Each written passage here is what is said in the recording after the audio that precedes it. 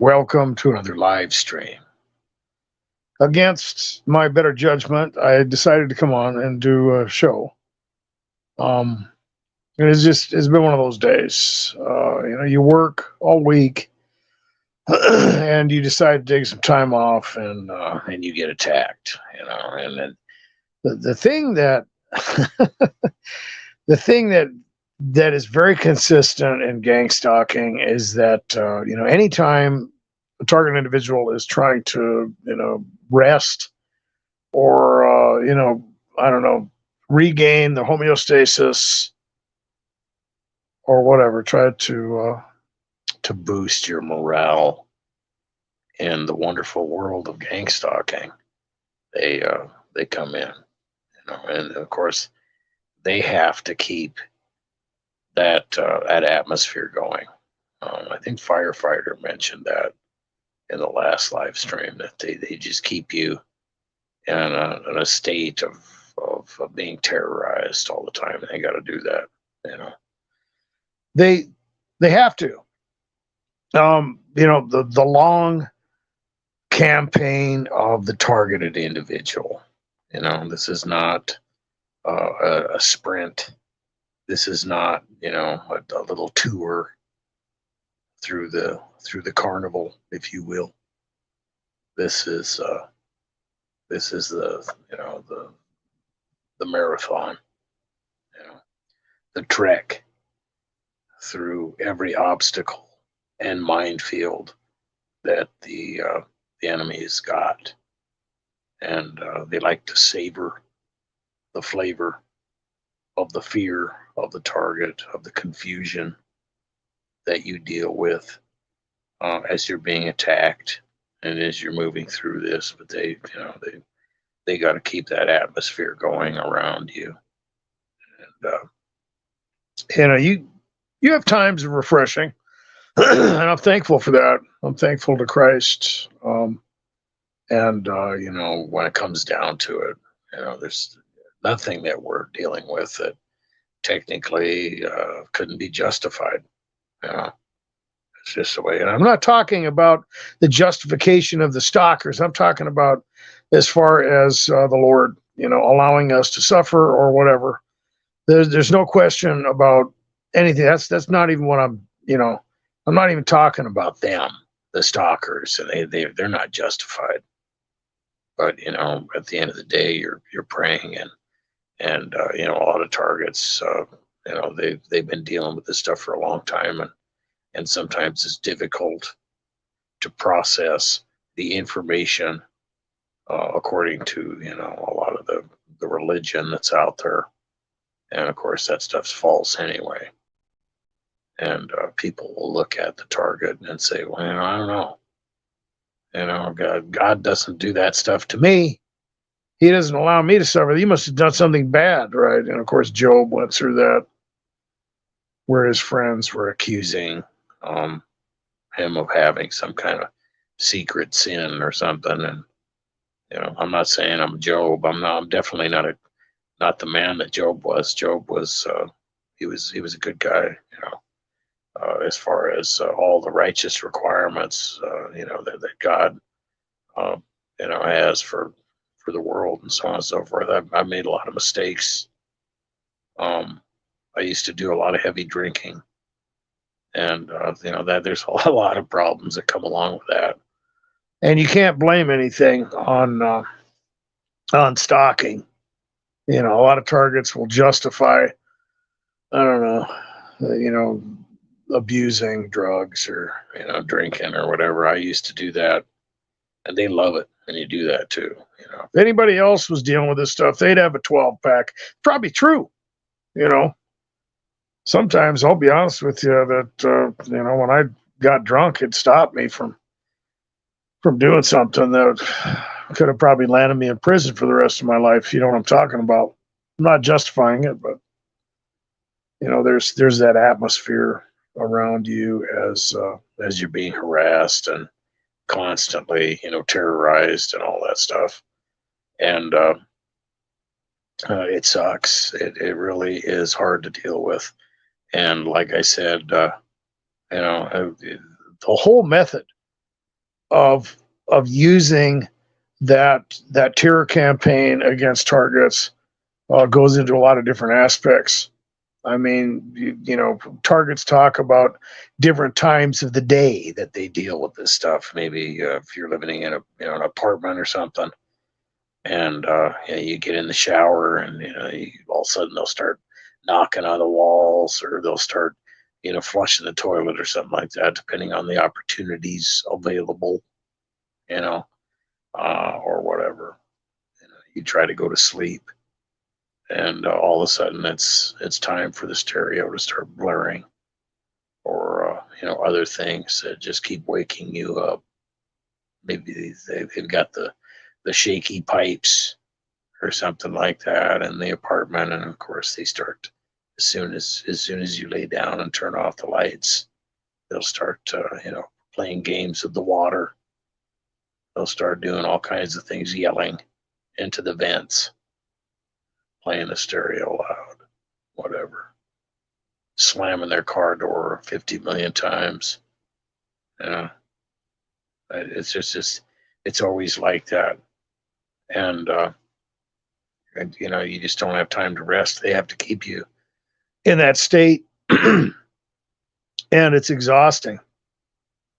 I learned early on as a target that confronting these people is a bad idea, but you forget. Sometimes you just do it. Sometimes you get tired of it, and something will happen, and they want to take their little bite out of you, and you just you play their game for a little while, but you always regret it. And sometimes it's not even that. Sometimes you react. They're trying to piss you off, but it's just at that point there's all kinds of things going on, and I've talked about that with targets. It's not just the puppets. It's not just whatever they've done. There's things going on behind the scenes that nobody can see. There's buttons and dials, and sometimes targets are being attacked with technology and demons and stuff, and there's a tension that's already there, and you don't even know why it's there. And they'll orchestrate all these things together for that crescendo. But the thing is, and I noticed this a lot later, because you become seasoned, and you can kind of feel the stuff coming on. You'll see little clues that they're cooking something up. Your demonic handlers, they've got a plan. They've got a little scheme, and they want to come and yank your chain, and you might start feeling good at first, because I've noticed that they like to bring in that contradictive stimuli. So it's like a lot of people will talk about right after an emotional high, or you just connect with maybe a friend or something, and or whatever happens, it's a positive mountaintop experience, if you will, and they take you right down to the bottom. They like that, right after you have maybe an emotional experience or something, and then or they'll play that little game with you. You think your stalking is over, and you're starting to make progress, and get involved and stuff, and you've got more hope than you ever have before, and it's time for that of the other side of the spectrum to come in, and they like that. It's like when targets get attacked by family members. You got love and hate mixed together in a nice little drink, a nice little shaken and stirred beverage, and it always goes down and comes up the same way. Bad stuff, and there's a lot of associations that go along with that. But you can kind of see it coming sometimes. It's either it's really positive, or you feel free, or there's something you're looking forward to, and of course it's too irresistible, to do something to you.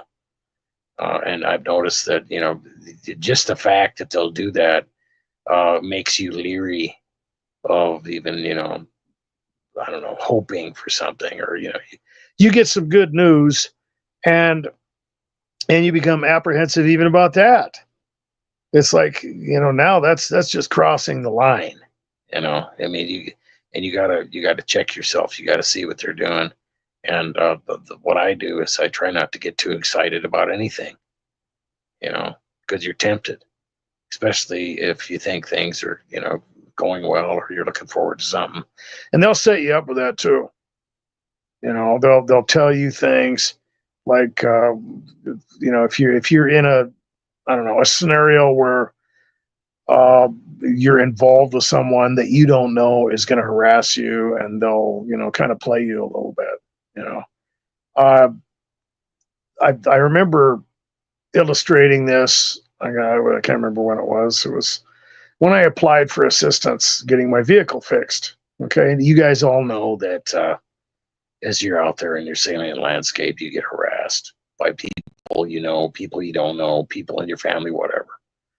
And sometimes, it's the people that it might even be like a doctor's appointment, whatever.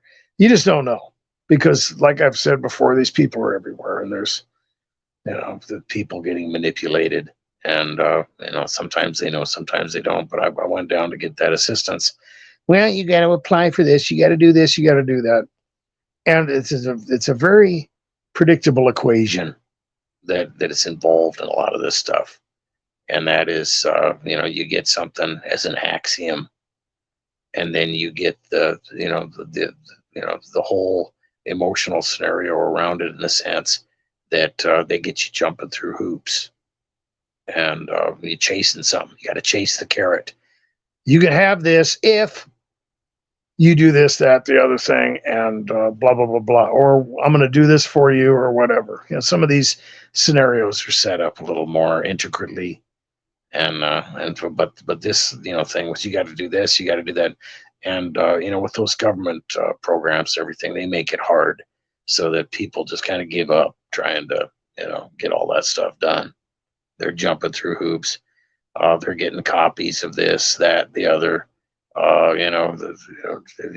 kinds of proof of their residence, and that they're paying rent, and how much they make. And I had to, go down and get a copy of my Social Security card, and they, well, we'll help you pay for the vehicle repairs. Don't worry about it, but you got to qualify. You got to do this. That should be fine. Then we'll process it. It'll be about 30 days. We can help you get it fixed, and blah, blah, blah. So, and it was, I did all that. And then, of course, they're kind of leading me along, and, it looks like you're going to qualify, but you got to get a couple estimates from different mechanics. Okay, I do that. So I'm running around playing this game for about 2 weeks, and I was on it, man. I took days off and everything to get it done, because $800 or around that, $1,000 repair on a vehicle is pretty serious for a guy like me. And I needed some help with it, and so I did all that. And then, of course, they're kind of jerking me around. Could we get some more verification for your income? And I'm like, and they only wanted 30 days to begin with. I gave them everything I had, sent them all kinds of emails and proof and pictures and all that stuff, because you got all that on your phone when you're a DoorDash driver. And then, they're oh, cool, yeah, it's going to be good. But now you got to go down to the mechanic that we pick, and you got to pay $200. So yet another hoop. And so I'm down there, and I pay, and I'm talking to the mechanics, and they're like, yeah, we've heard of these programs. Okay, whatever. And they're looking at you, and kind of judging you. So whatever. And so then, it was one thing after another.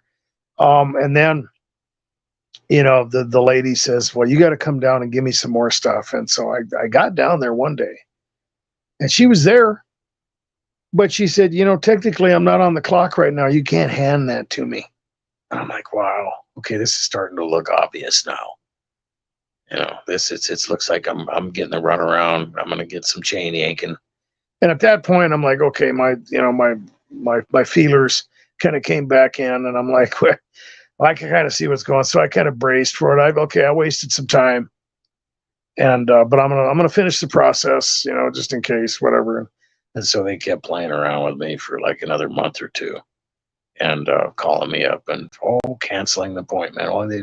We got all the gas vouchers for you too, and we got all this. It's going to be great, and you qualify, and we just got to set some other things up. And then then we kept playing this game, and I had basically given up at that point. And and they called me up. Oh no, you got to come down right now. We've got all of it ready. And I get down there, and they did it again. This time the lady laughed at me.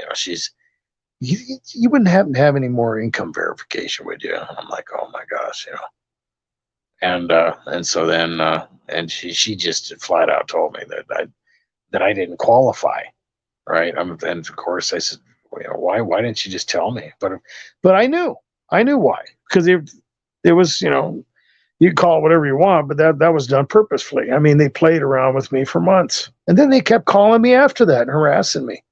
I went through the same thing with another deal to where they train you to, learn computer skills and a bunch of other stuff.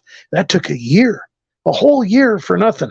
And at the end of it, they're like, well, you can go ahead and, buy a computer and everything. Maybe we'll help you. But even though we've got all these facilities and everything's been shut down, and you just got to teach yourself on a computer at home.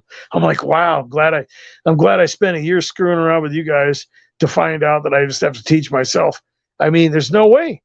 But the equation is very similar in the sense that, you're just basically banging your head against a brick wall, and targets live their life that way. You keep going though. You have to. There's really nothing you can do about it. You're getting, flack at work.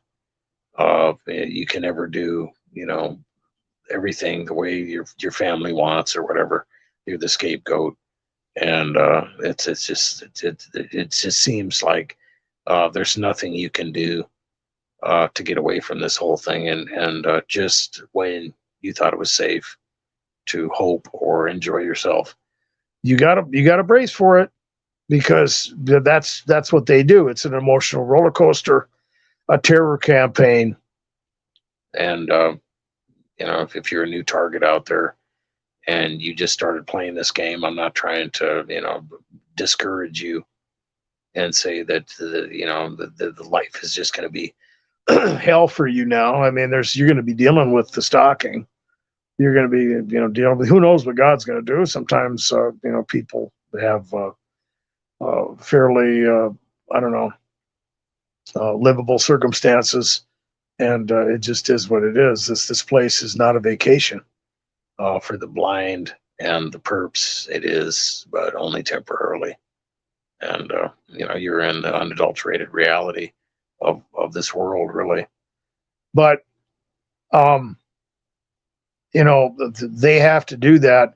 And the thing I've noticed too is that even if you don't give into the strategy, because I always thought that my reaction or my ignorance and getting emotional or angry was the cause of some of the sequelae that I experienced as a targeted individual. In other words, there's a lot of things targets will talk about, as far as some of the health effects, some of the things that they deal with concerning their symptomatology, and for me, when I would get into that experience where I would experience an attack or whatever, and it was, you kind of tell when it's getting cooked up. But the bonus before, like I said, a lot of times they'll try to get targets to feel justified in maybe getting drunk or getting angry or something, and then of course they'll accuse you and well, you screwed up, you gave into it, and now you got to suffer. And you might not have even done anything wrong, but you just got emotional, and so now they it's almost like that spiritual vampire stuff that we talk about. Why do these people do it? Some of them are getting paid. That's understandable. But other people, it's like you experience that weird effect. And but if they can get you to screw up and go get drunk or something or whatever, then it's like you got to internalize it. But even if you don't, is what I'm getting at. It's like they do it anyway. It's like you get the weird, physical effects from this stuff anyway. If it's almost like you're, like you got the flu, or you've got some kind of liver problem or something. All of a sudden, there's real weird symptoms come on, and it's like, well, it must just be the stress hormones. But you don't get stressed. You're not getting affected, and it still happens. It's demonic, in my opinion, and I've seen that now consistently. I had one person attacking me for quite a while, and I was in an ordeal. I'm not going to mention what it was. I know my phone's been hacked, but whatever. And for 5.5 hours, I dealt with him, and you could tell the whole thing was just designed to piss me off. And I didn't. I knew what I was dealing with, and I knew that if I just kept my cool, I knew what I was dealing with, and it was persistent. And it was just like they finally gave up. And I'm talking about the spiritual, the beings and the people. It was like they just came in and did it anyway. They just, reached in with their spiritual fingers and just grabbed my heart within my chest and started squeezing it. And it was like all of a sudden I had all those symptoms that I normally would have if I could get pissed off or whatever. Not that I was getting emotional, but my heart was beating faster. I was starting to feel sick. My skin was crawling and everything. I'm like, well, what?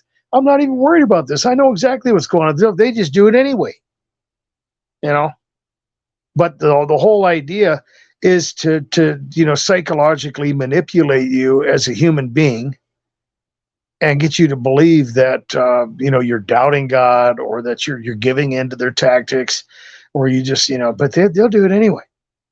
That's one thing I've noticed. But the terror campaign is something that all targets deal with, because it's always something. It's like that thing I made the video about where I took a couple days off, and I wake up in the morning and somebody smashed my window out. They didn't steal anything, and I you call the cops, which I did, but I as far as trying to explain, something like, well, they erased the footage on my security system. No, I didn't. I'm not going to tell exactly what I did on this show as far as that's concerned. I'm not going to go into the details of that. But the thing that you got to remember is, when you're doing something like that, if you start trying to go into all that stuff that you deal with as a target, it's going to backfire on you, man. I will say that much. I'm not that damn dumb. Okay. And they want it. It's bad enough that I'm making these videos, like I said, and talking about this stuff, and I've got an angle for that too, and I'm waiting to deal with that, and that'll be fun if somebody ever tries to do that. And it's not something I tell anyone. I don't tell anybody about this.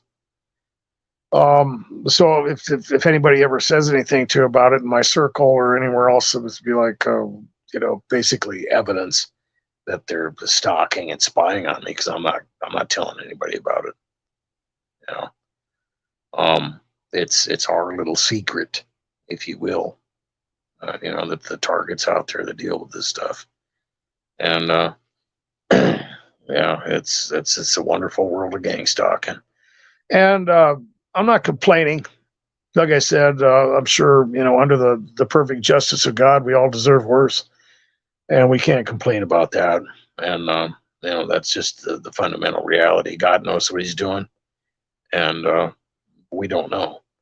But we have to go through this, and it's just the way it is.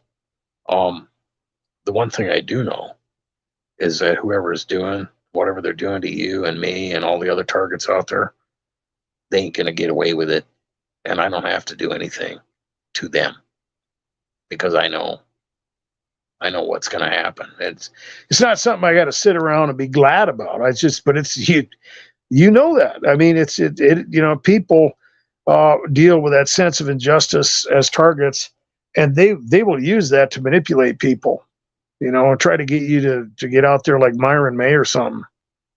That I'm not judging him necessarily, but the thing is, when he was talking about that, there was two aspects of that. That he thought it was going to stop if he did something, but it was almost like he was, possibly just frustrated to the point where there was so much injustice that, he thought that he just couldn't hold it anymore, and he was just going to channel that energy in a way where it was going to be productive somehow, some way. Because you just, as a target, you deal with that. I've had that, that dilemma where you got so much frustration and everything. You're letting it get to you, and they kind of push you into that crescendo, and you're like, well, I don't know. I don't know if I can deal with this anymore. And it's just there's got to be a solution, and you start having these the thoughts about taking revenge or doing something, and maybe it'll work somehow, but you can't you can't do it, man. You have to look at it through the lens uh, of wisdom, in the sense that this stuff is it's really negligible, and because you're minding your own business, it even though it seems like these people are just getting away with it, it's not going to work that way, and you have to know it. That's kind of my point. You have to know that whoever is doing whatever they're doing, however they think they're justified, or whatever money they're getting out of it, whatever's going on, it's not gonna work out for them eventually. And that that tyranny that you're stacking up as a target is it's kind of like that proverbial donkey that they try to bury, because he falls into the hole and they can't get him out of the hole. So they figure, well, we don't want to watch him starve and just sit there and suffer until it dies down there. So we'll just bury it, try and get it over with as quick as possible. And so the donkey just shakes the dirt off its back, and then it just kind of starts, stomping around, and then it just, all the dirt they throw down there, it eventually just, allows that donkey to walk out, it just, foot after foot. And then, finally it just, it takes off. As a target, you have to stack up that tyranny kind of the same way. I mean, there's culpability involved in what they're doing for you. By the time, you do screw up or whatever, I mean, who can really judge you at that point, especially if you're one of those targets that have been dealing with this stuff for decades. And a lot of people talk about that. They'll have an emotional breakdown, or they'll freak out, or a lot of targets will talk about suicide attempts and how God has spared them, and I'm no exception to that, especially early on, because you don't know what's going on, and that's one of the reckless aspects of this whole thing. Targets, they deal with all these tactics, and they try to use that incremental strategy to where it's just a death by 1,000 cuts, and this person just does some little thing over there, and then they'll intensify it or whatever. But it's reckless, and when somebody gets the I don't know, the treatment of the wonderful world of gangstalking, and I mean it, especially if it's been at least a couple of years for new targets, at that point, that's just like an eternity. You move out to 5-10 Christmases, and you start getting pretty depressed, and especially if it's intense, sleep deprivation, all that stuff. You're isolated. You're hated by friends and family. You've been, excommunicated. Everybody's using you like a scapegoat. You're just a doormat. And you know, It's murder. You never know what's going to happen. There's a lot of people out there that have committed suicide as targets or gone on the mass shooting or whatever, and you know, it's murder. Period. They don't know what's going to happen to you.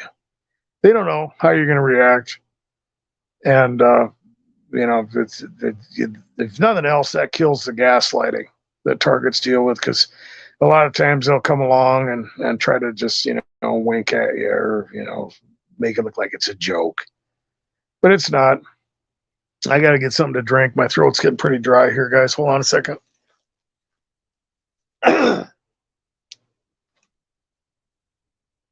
Wasn't really prepared for this.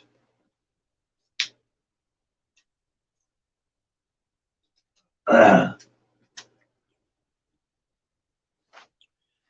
I said, I came on against my better judgment, but I would like to thank the people that have helped me out. There's at least one person that's helped me.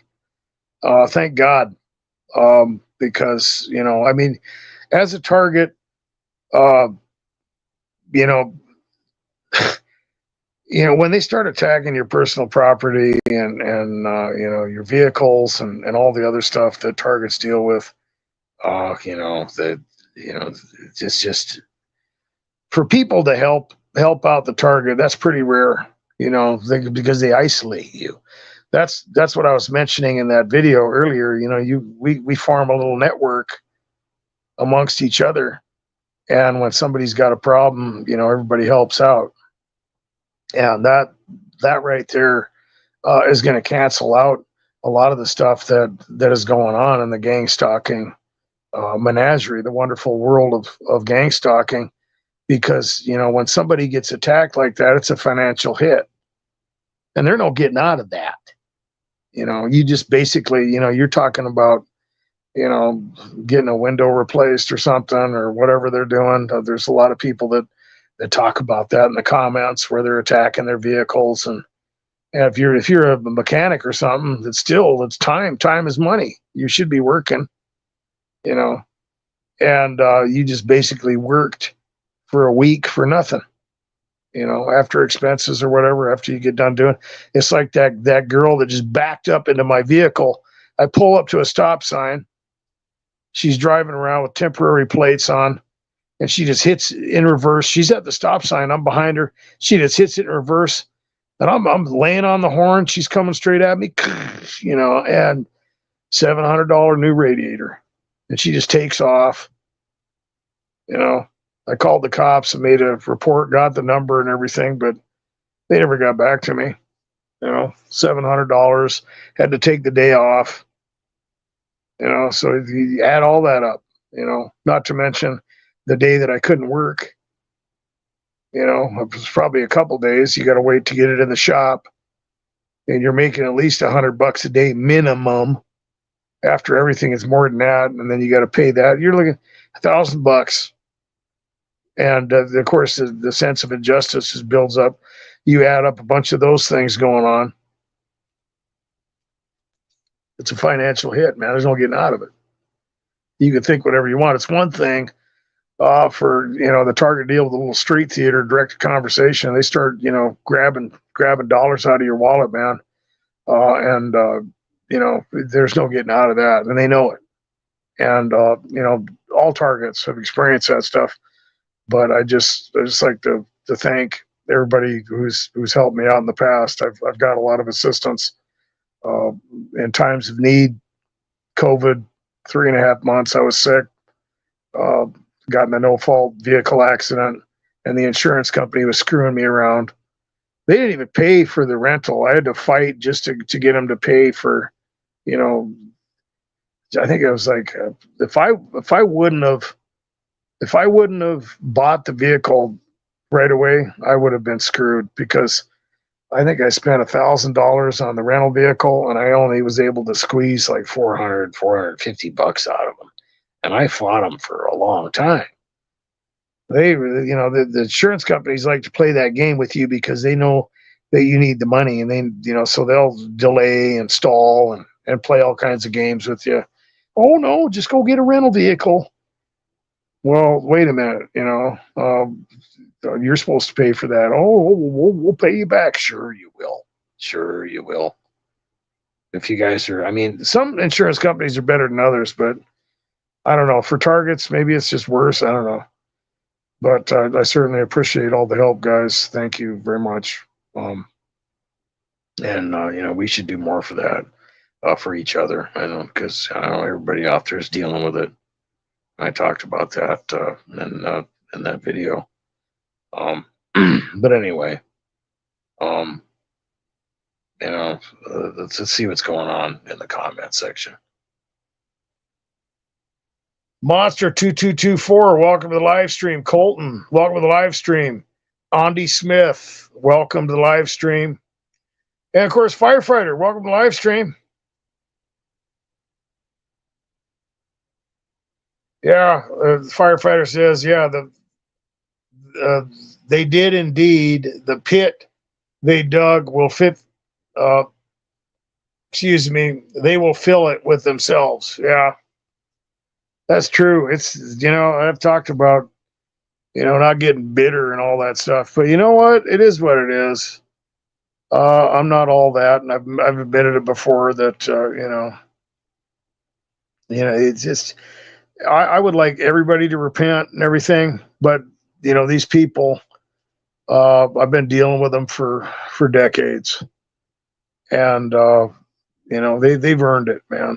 They've really earned some karma coming their way, and it is what it is. The Bible's pretty clear. We got to pray for our enemies and stuff like that. I do. But I'm not gonna forget about the justice of God and all that stuff either. And it's important for people to know that you're not a doormat.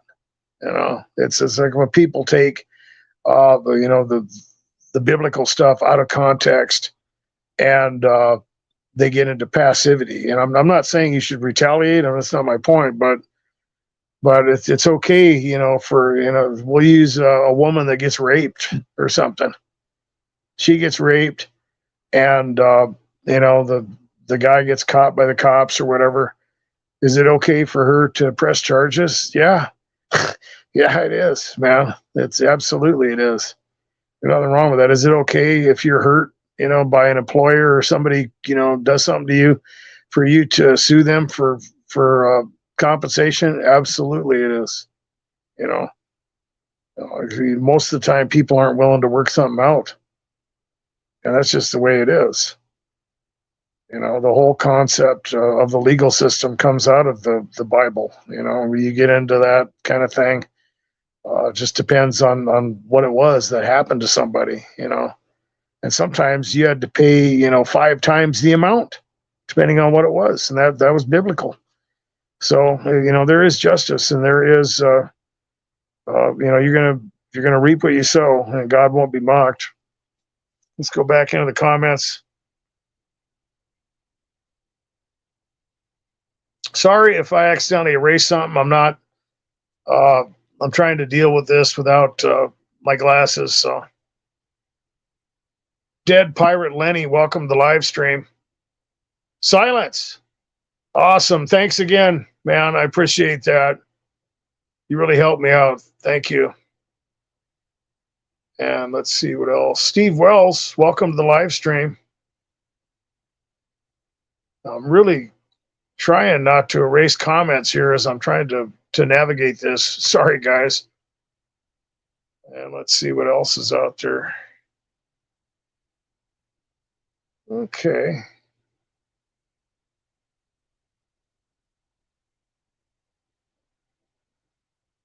Hey, you don't have to apologize about that, Silence. That was very super, super generous, man.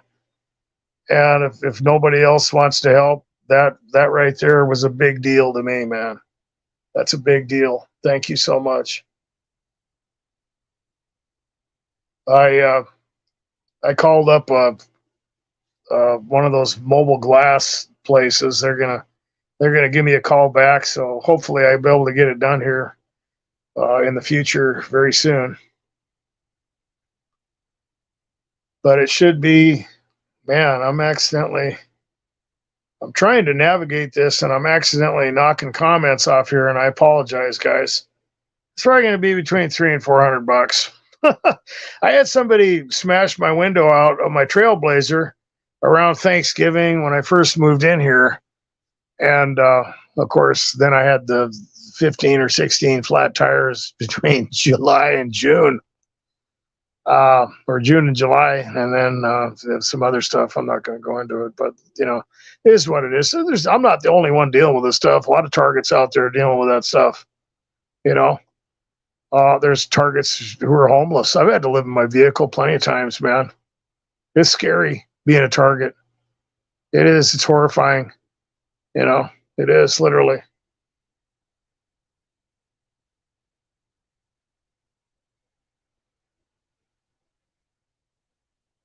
Monster 2224 says you were technically never supposed to make it this far anyway. Yeah, that's true. That's a lot of targets. I talk about that. Even if you've just been out there for a couple of weeks, you know what I mean? A lot of people couldn't handle this, and it's not that we're super strong people. But it is what it is, and God is faithful, and targets are resilient individuals. And I've mentioned, even when you get out to that 2-year mark, I mean, that's a milestone for a lot of people. And you always think that it's going to be over by then. You never think that they're going to, keep doing this stuff to you. I remember that. I thought, well, if I move, they're going to be done. You got me good.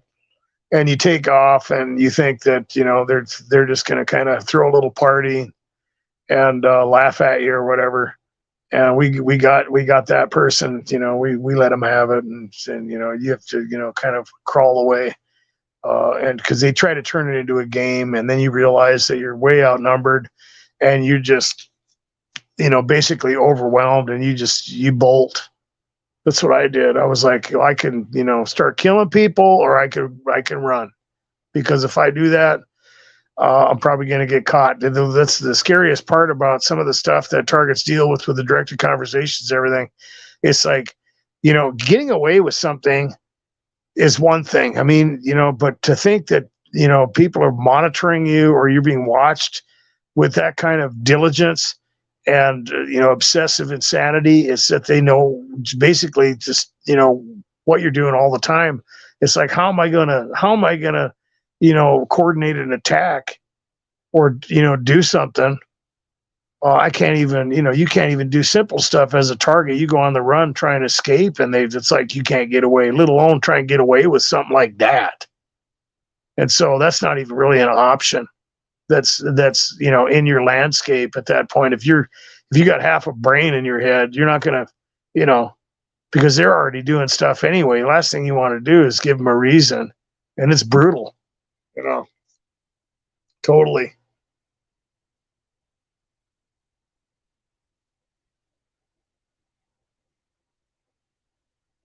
And Silence says, have you ever wondered why targets don't just group up in states? Like, it seems like it would be beneficial to live in the same place because we're all fighting. Well, every target thinks of that, and it's something that crosses everybody's mind. But the problem comes into play with infiltrators, and because they love to mess things up, man. And sometimes you don't find out that you've been infiltrated for a long time. It's freaky when you play that long con game with one of these stalkers or some narcissist or something. It's like you would have had no idea.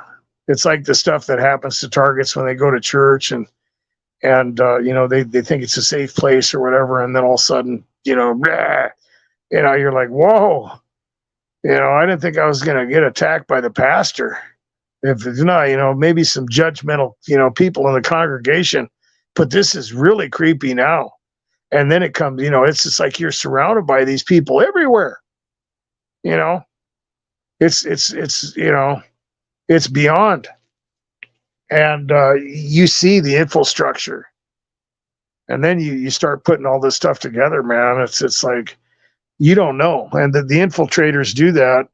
And the other problem is that a lot of targets out there are dealing with the sequelae of stalking, and it's just they're not compatible with each other anymore. I mean, sometimes, even in the comments, people disagree or people have a bad day, and it gets kind of hostile. And we're all paranoid. I mean, I'm trying to get a hold of people on Facebook. They talk to me in the comments, but then it's like they're gone.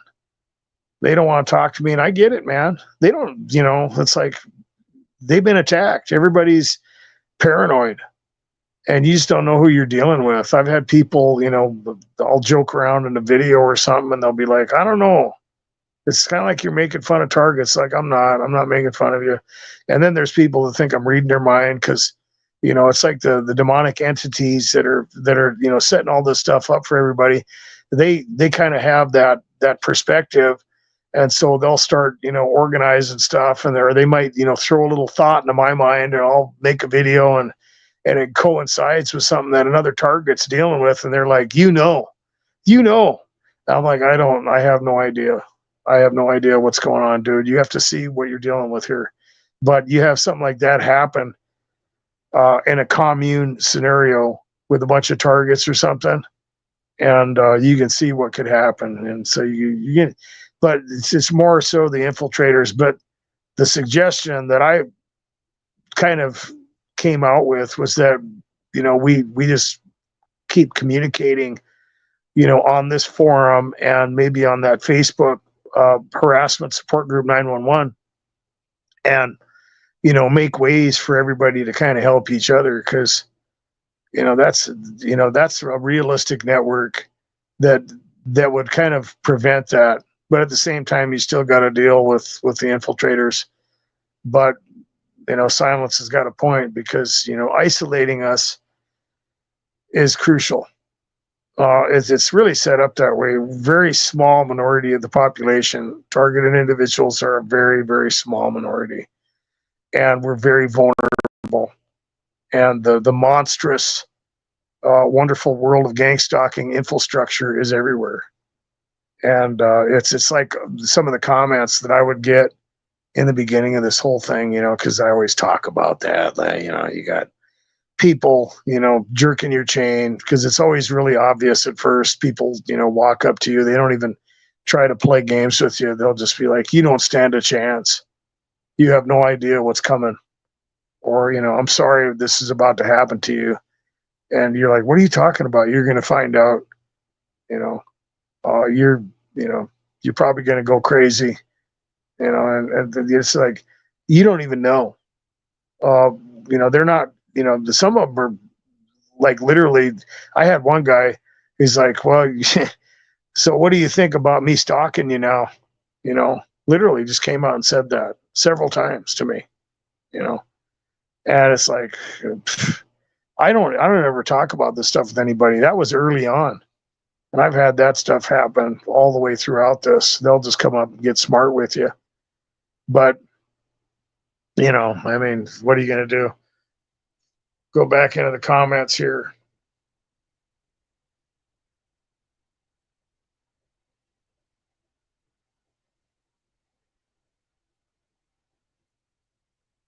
Okay. Nicholas, welcome to the live stream.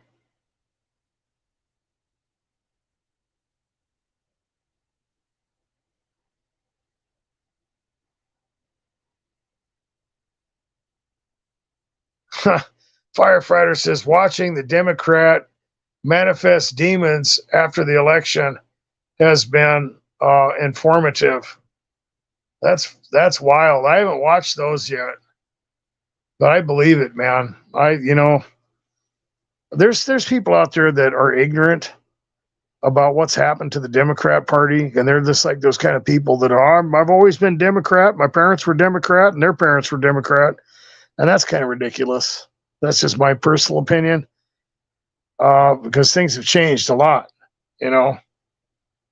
Things have changed a whole lot, and you have a lot of people, especially in Christian circles, that would say that if you vote Democrat, you can't really be a Christian. you know, I, you get into that Trump derangement syndrome. It's like, wow, what are you thinking? It's, I mean, I can't believe that, that there was that many votes out there, for Kamala. That scared the shit out of me, frankly. Pardon my French, but it is what it is. And, that's, yeah, it is what it is. I try not to get too political, but whatever. Firefighter says Yahweh hates gangstalkers. He is as disgusted as any other sane human would be if they knew what was happening. Well, yeah, he definitely, he loves everybody, but he hates what they're doing. And if they keep doing what they're doing, that type of emotional currency is reserved for them. Yeah. There's a lot of things in the Bible about, things that God is displeased with, and he's definitely displeased with them. Absolutely.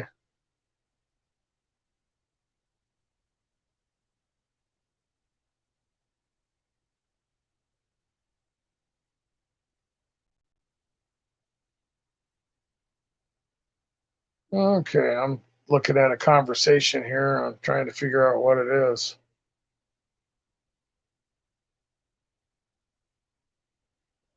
Okay. Yeah, I'll have to check out those meltdown videos. I haven't seen it yet. I know that there was like women threatening their husbands with, a lack of intimacy. We'll just put it that way. I thought that was just beyond, you know.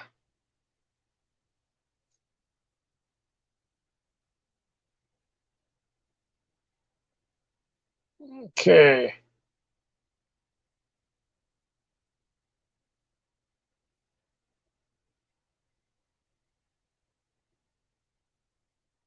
And Nicholas says half the targets on YouTube just talk smack about each other. There is a prolific issue concerning that. I try not to mention names. I just try to deal with issues as I see them. And but I know, yeah, I played that game too. They tried to draw me into that drama, and they'll try to, there's a couple guys that mentioned me in their videos, and I said, well, you know what, man, I could always do a critique video about you, and I guarantee you wouldn't like it. One guy, I threatened him with that, and he stopped. Which I don't know if I would even bother doing that. But the thing is that I don't play that game, and as far as I know, I haven't given anybody any justification to really come after me. It's like all the other stuff that targets do. The attack is negligible, and unfortunately, targeted individuals are like bait. You are. I've seen people come in and attack me, and they just disappear all of a sudden. I mean, they don't. I'm not saying God is hitting them with a lightning bolt or something. I can tell when it gets to a certain level, when someone becomes obvious. It's like they were infiltrators from the start, and you start getting little clues, and then they start kind of trying to get into an argument with you, little disagreements here and there, but then you don't play the game with them, and then they'll really try to yank your chain, and then they'll do something nasty, and then they're gone. I'm not going to mention any names there, but you could figure that one out. And let's see what else is going on.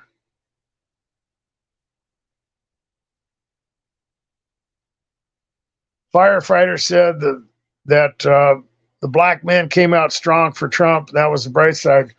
Well, yeah, I mean, the Democrats play the minority game, and I think that turned to that's one of the reasons they didn't vote for him. Trump he treats everybody equally. He doesn't care, what you are, and he, as far as this immigration thing, it's just about having assimilated citizens that are not burdening the system, and as far as letting criminals in out of foreign, I don't know, prisons and stuff like that. We've had some real bad immigration policy stuff come out of the last 4 years. I mean, it's over 20 million, and it's just it's disgusting. It is. But no, Trump, he treats everybody equal, and I'm so glad that he's been elected. And now I'm just a little concerned. I've been praying a lot that that he's safe. I don't know what's going to happen.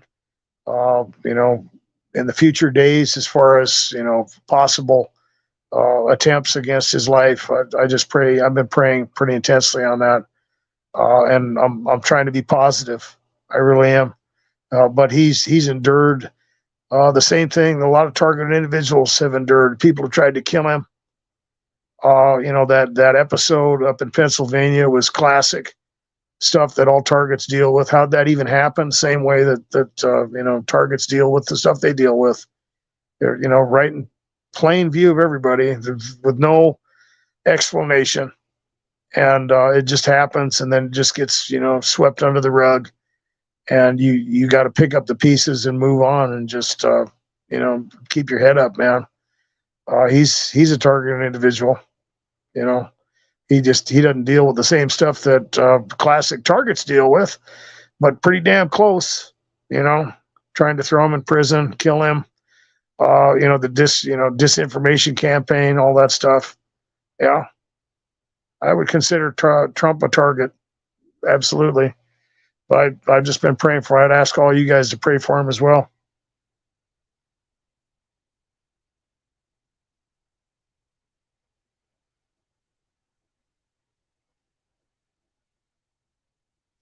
Yeah, well, I hope we make it far past that. Firefighter says, I'd be surprised if Trump made it to Inauguration Day.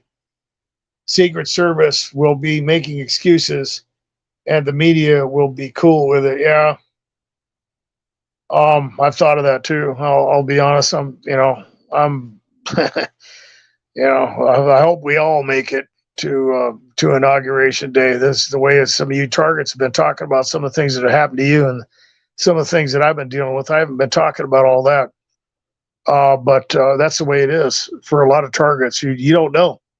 It's like there's a guy I used to hang out with. He's like, "What are you going to be doing next month on the 29th?" I'm like, "I have no idea. I just hope I'm still alive, and nothing major is going on, because that's just the life of a targeted individual."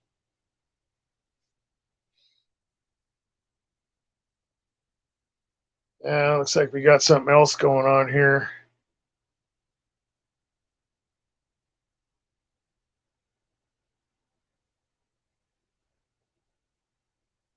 And Monster 2224 says they try to get you and infiltrate you into mass shootings or whatever. It seems like, yeah, I think that's true. I mean, if nothing else, the spiritual entities involved in this, they want blood. I mean, you look around at the world and how people are manipulated and turned against each other.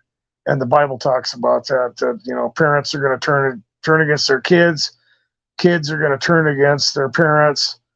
And there's going to be a level of cognitive dissonance and dysfunction and bloodshed moving on, through even the age of grace that we're in, and coming towards the end of that, according to the Dead Sea Scrolls, if that's right. We're at the last, 48 years of that. And, that's, it was getting so bad the last 4 years with this ridiculous cognitive dissonance that was out there. I just couldn't take it anymore. I'm so glad that Trump won, and we'll see what happens, but let's see what's going on here. Tech 2 Savage says, do you still experience gang stalking? I don't know who you're talking to. If you're talking to me, yes. Yeah. I think anybody in the live stream out there has experienced probably pretty intense gang stalking, even recently.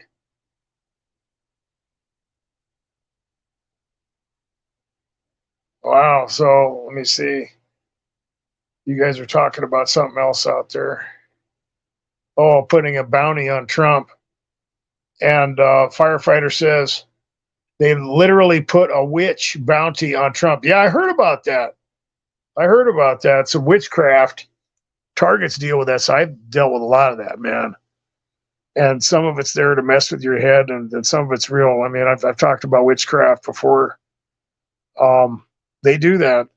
Now they do. They get together and play games, and of course, the whole thing is obfuscated in the sense that people involved in that are really the ones being bewitched. But anytime you're dealing with people who are in communion with demonic entities and involved in witchcraft and all that stuff, it's bad news. And they do. They have rituals. They've got little incantations and stuff that they try to do. The thing is as long as you're walking with the Lord and doing what you're supposed to be doing, you should be fine. But you will be attacked, and they'll do that stuff. The thing is that, speaking of the infiltrators and stuff, they'll try to do that. They'll try to come in and get you to compromise or something, and then they can play around with you. I've noticed that. It's really brutal. I mean, the stuff that I've dealt with as a target, being attacked demonically and everything, it's been tough. But if I was to go out and screw up or whatever and go get drunk or, do something dumb, I can't imagine I mean, it's bad enough when you're doing what you're supposed to be doing to get stalked and deal with some negative stuff to where maybe, people are accusing you of things or something, decades ago in your past is brought up, and, it's like some kind of weird disinformation campaign or lies are being spread. As I can't imagine if I really did something, that would really suck. You don't want to do that. You don't want to give them any reason. And firefighter says the shot callers on my Gangstalking are crapping themselves because of Trump. I bet they can't sleep at night in the sheer terror that they are going to get brought justice. That's an interesting comment. And a lot of people were worried about that. Are you going to be going after the, people that went after you? Trump is like, oh no. But they were crapping their pants, man. He's president again. Oh my gosh, man. We really gave him some really crappy treatment. And that's got to get him scared a little bit, I'm laughing about it. They deserve it anyway. Yeah.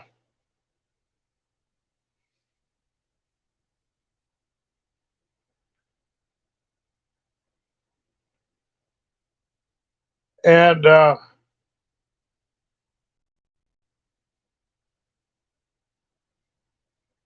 so Tech Savage says, how do you cope with the mind reading?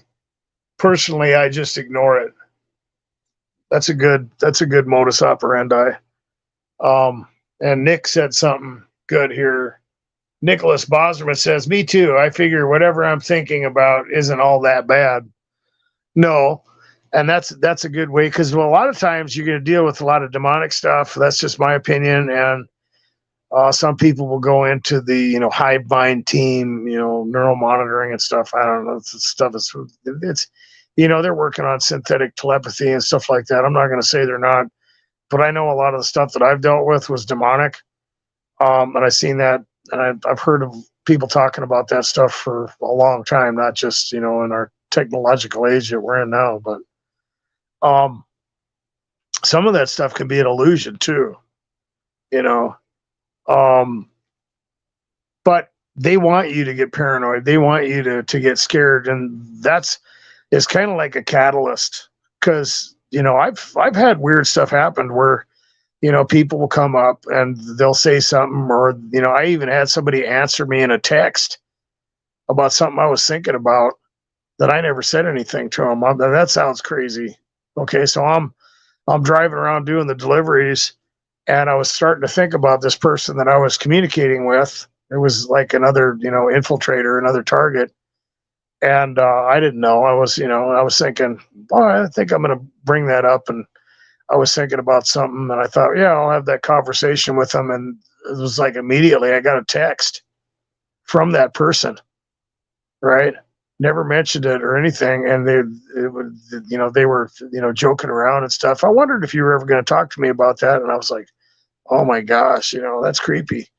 But, whatever. I've been dealing with that kind of stuff, basically my whole life. But, can demons read your mind? I don't know, maybe. People talk about psychic gifts and stuff like that. I don't think that's what it is. I think it's demonic. And it's like the deja vu or all that other stuff. And I've gone into explaining some of that, or the type of I don't remember what they call that, to where they kind of project.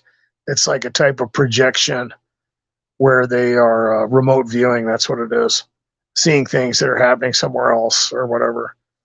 I think that's a demonic connection. A lot of people that have gone into the occult talk about, astral projection.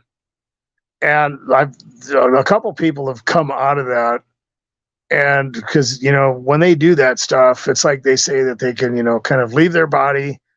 And there's like a tether, and they can come back in, and it's like they have this weird panic attack, and they just got to get used to it, and they can do all that stuff. And I've heard of warlocks and witches talk about. That was a big thing that I used to deal with. People would play that game with me. They wanted me to believe that's how they knew it was going on, that they left an object in my house. They would hide stuff in there, and then they would say that they were, astral projecting, and doing all this weird stuff. I've been dealing with this witchcraft stuff for, decades. But I've also heard from these people that it could be a type of hypnotic trick and a type of download that they're getting demonically. And that, when people have the deja vu, and some of it's, I'm not just talking about something stupid like, oh yeah, we're having nachos again, or whatever. No, think where that people are going to say something, or you've been in a certain place before. I've had that experience. In fact, it was a few years ago. I went into a rental, and I knew the layout of the rental. I had dreams about the whole thing and everything. And so, how does that work? Well, you can only speculate, but I've gone into time dilation before, and I've gone into other things that involve that. Where I think I made a video called multidimensional gangstalking, where you get into that whole thing. And nowadays, people they get into the fourth dimension, or the possible string theory. Or 10 dimensions and different vibrations, and all those things, are real interesting. You get into the Bible, you got, the first, the second, and the third heaven, and so on and so forth. And, that stuff is real. I mean, you're dealing with entities you can't see. Obviously, there's some dimensional stuff going on. But the whole idea is that, somehow, some way they have that, possibly through time dilation or other things, where they are outside of space-time. And so you can kind of download that stuff where they can see it before you do into your brain, and kind of trick people into thinking they're psychic, or that, maybe they can see how you're going to react or something. And, they'll try to throw something at you at that point to where, it looks like they're reading your mind, maybe. Or it could be something like that too, to where, there is a way where they can, do that. I don't know. It doesn't really matter. It's kind of like what Nick said. You just got to deal with it. The whole thing is to get you to believe something and get a proposition in your mind. Like I said, they will trick people. I'm a prophet, and they'll start thinking they've got a gift, or they'll start, deceiving the individuals involved in witchcraft that they can do that. And really, it's just a demonic type of activity. But when you get into Bible prophecy, you're dealing with a very accurate picture of the future. But I believe, in a type of dynamic omniscience where God has the freedom to change things. And just because he knows what's going to happen doesn't mean he's ordaining it. And sometimes, that he does, and there's possibilities. And there's other people that talk about, alternate timelines according to the decisions of individuals too, because of course we have free will. And so when you get into fatalism or determinism, that's really when you start to go over the rails. And now, we're all just a bunch of puppets up on a stage. We're like little pre-programmed robots, and it doesn't matter what you do, it's going to end up the same way anyway. It's ridiculous. So there's a lot of possibilities involved in that. And when targets deal with that stuff, it's absolutely real. It plays into the salient landscape that target individuals deal with concerning a lot of the harassment that comes their way, where they might be on the run. They're going somewhere. People know where they're going. They know what's going on. They seem to be reading their mind. They're following them around their apartment complex. It's like they're seeing through the walls. Like I said, there's things that just don't seem logistically possible. And it really does defy what people believe is possible. But like I said, you have different dimensions involved. You have, spiritual entities, you have technological stuff. And I believe that technology comes from the spiritual dimension, and they hand that stuff out. And all the things we have in our modern day are basically a fulfillment of the book of Daniel, and it's right there. And the prophecy is very accurate. I've gone into that. The regathering of Israel over there. It's not just a bunch of Zionist conspiracy stuff. And, people talk, well, they're evil or whatever. God can do a lot of things, and God uses evil people to accomplish his purposes all the time. And, it's not possible for those things to add up exactly from the end of the Babylonian exile all the way to 1948, exactly when converting the lunar calendar in the 360 times 7 converted 0.9857 to 2,484 years the solar calendar, exactly. Okay, and the desolations determined and all those other things that I go into. But you do have a dimensional perspective. You have a lot of strange things going on.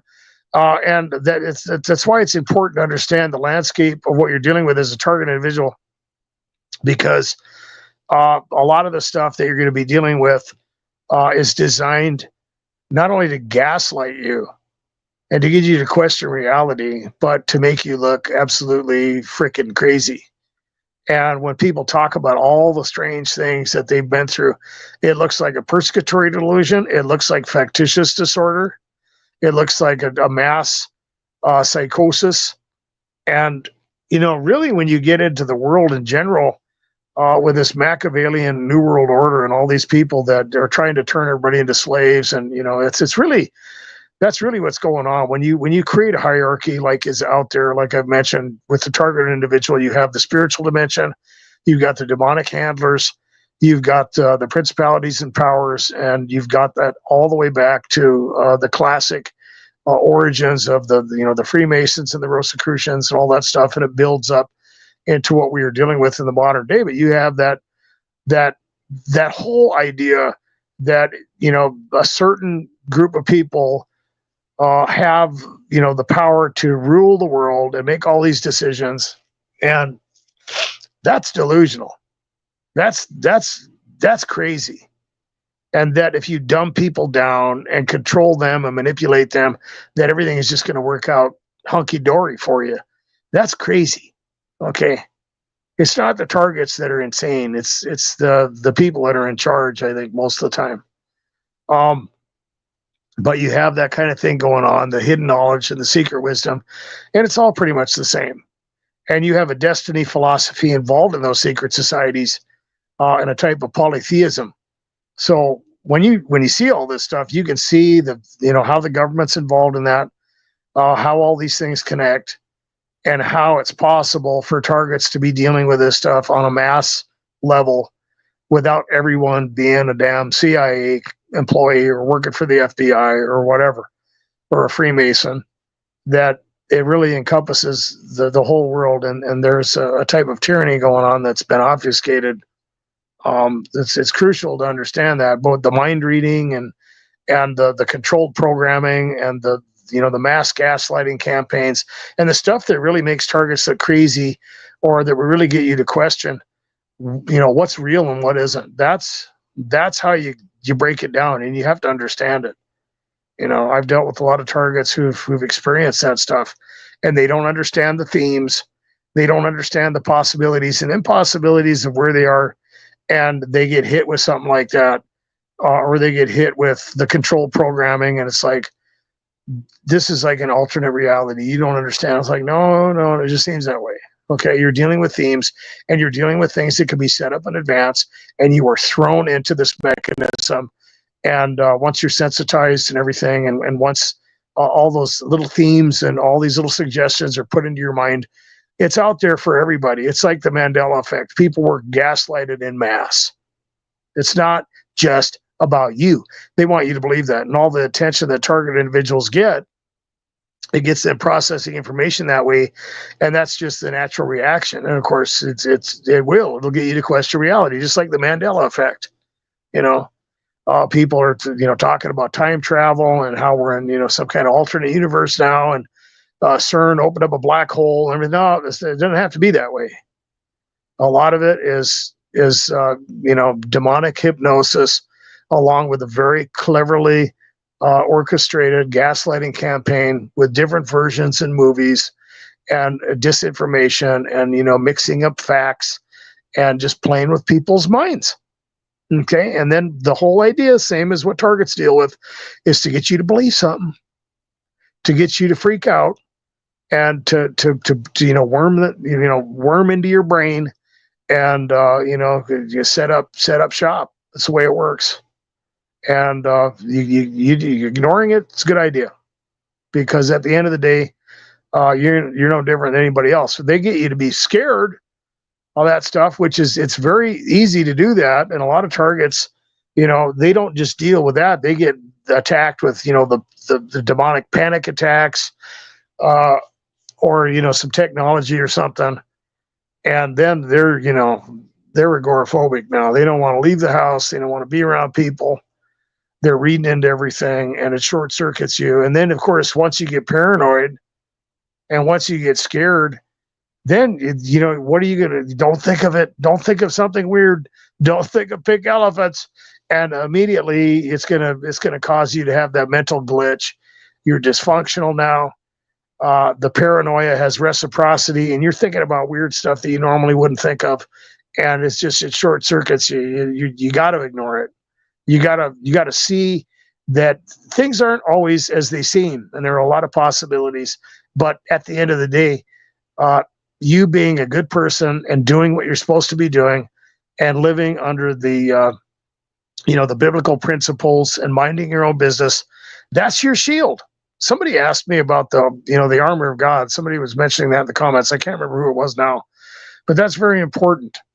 You want to be doing the right thing. You want to be wearing the belt of truth, the shoes of the gospel of peace, the helmet of salvation, the breastplate of righteousness. You're doing what you're supposed to be doing.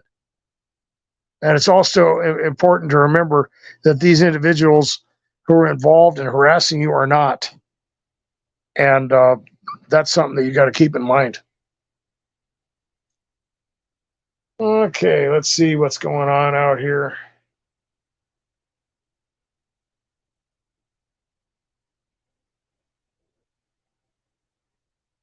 Okay.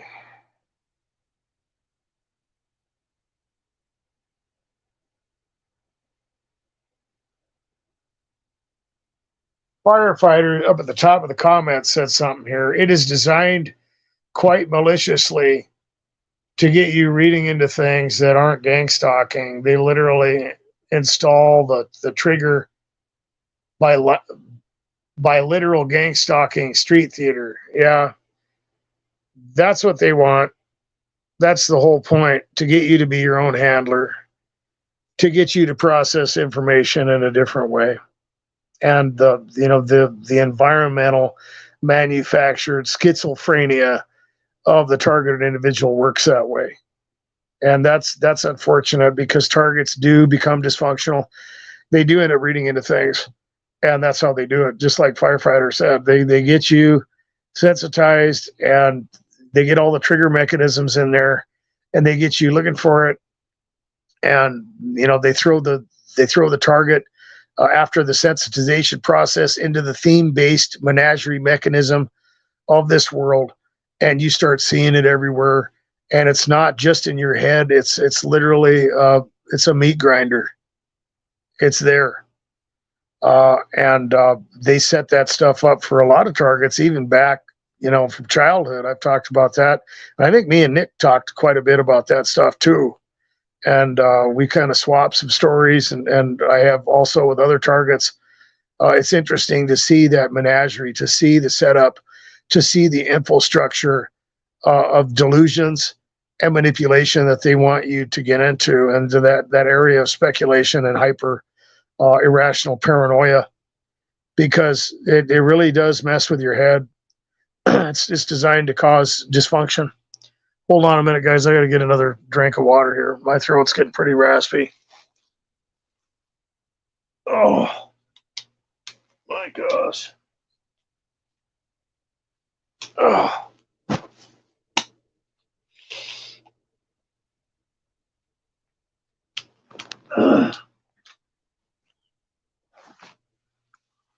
I've been dealing with some fuming and stuff lately. It's been kind of intense off and on for the last couple of years. Sorry about that, guys. I've talked about my throat before. So let's see what else is out here. Oh, Holy Water. Welcome to the live stream. Thanks for showing up.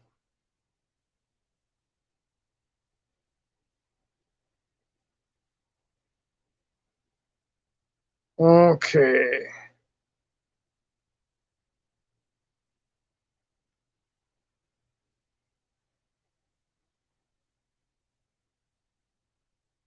All right.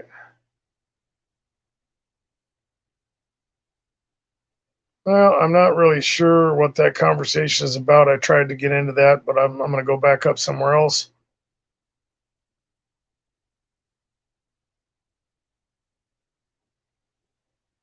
Nicholas Boserman says, I swear I feel for them. Most are conned and blackmailed into it. I don't know about most. I think that might be a little inaccurate, but there are people who probably get blackmailed into it. I mean, it's depending on how you look at it. I've seen that too, but I've also seen the same people, kind of just giving into the whole thing too, and they don't have to do that. But it's okay to have that type of mindset, because you don't want to be walking around bitter, and you don't want to be walking around angry, because that's part of it. That's, for you to have that type of hatred and negative emotional currency for the puppets, the little finger puppets that these handlers are using, these spiritual entities, it's not good. It's not good for you. And you're playing into their strategy. Like I said, they want you to start retaliating. They don't care. It's like, I've heard a lot of targets say they don't care about these people. They'll throw, the low level little chain anchors right under the bus. They don't care if you kill them. Well, the demonic handlers, they sure as hell don't care either. And you see that. I mean, I've run into that scenario too, that it's like, you're about this close to really regretting being in my world. And I had one guy, he knew it too, and he started to confess to me, and he's like, "Oh no, I'm not going to mess with you anymore. We're not trying to poison you and give you cancer. You're never going to see me again. Somebody paid me a lot of money to drive you crazy, and I'm gone. I'm out of here." Never saw the guy again. But he was like one of the first people I had to deal with. But yeah, I mean, that guy had come close to that, whether he knew it or not. He was, pushing buttons and stuff. But I had contemplated that kind of thing, before that. But next time I see this guy or this, person, I might just have to lure them out into the darkness of the alley and kind of get rid of them, because I'm tired of dealing with this. That's not going to work though. But they want that. And thank God I've never done it, thought about it. You deal with a lot of crazy stuff. Some of them are pretty aggressive and they're dumb. It's like a lot of targets will say that. Some of these stalkers are just idiots. It's like if they only knew, what I was capable of doing, they've got to be completely, brain dead. But anyway, okay, let's see what else is going on here in the comments.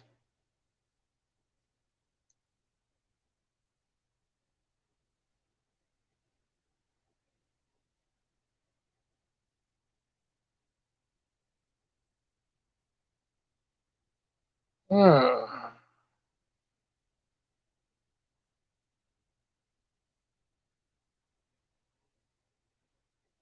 And Holy Water asked me if I've ever heard of Dr. Ammon Hillman and his Greek translation of the ancient scriptures. It messes up the whole religious world, huh? I think we talked about that before. And I'm not really sure. The thing about Greek, uh, you gotta realize that ultimately you have to go into the Hebrew and see what was going on. But in the Greek, things are going to be different. Like the word Armageddon is actually Harmageddon or Harmoge. Things like that can kind of throw off. If the meaning is changing completely, then that would, depending on what it is, it's got to line up with different data points.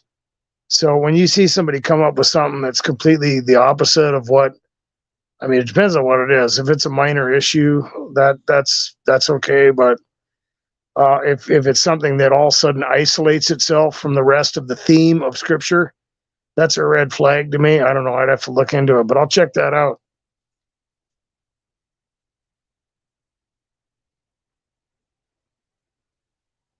The Bible is written in a way where it's it should be. I mean, it's not. It's easy to understand in its basic theme. God so loved the world, so on and so forth. That He desires all to come to knowledge of the truth, and He wants people to repent and believe, and so on and so forth. And but you're going to come along with certain individuals who will use Greek or something else, and they'll take words and then they'll kind of, I don't know, shoehorn them in to different soteriological maps or different types of hermeneutic, systems that completely switch everything around, and then they'll kind of amalgamate that with philosophy. So I don't know. I'm kind of leery of some of that stuff. The Bible is always going to be very consistent.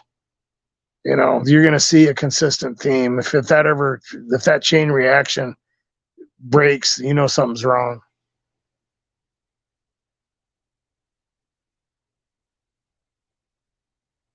Anybody have any questions or anything before I end the live stream? Give me something to work with here.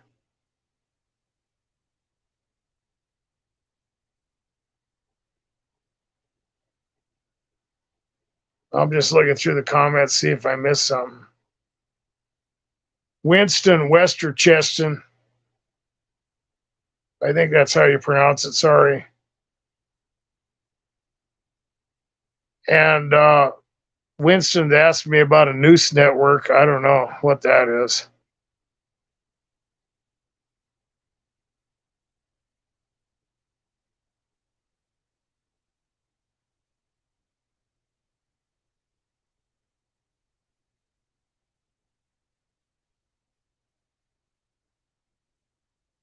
Okay, looks like I missed quite a bit when I was talking. Sorry about that, guys.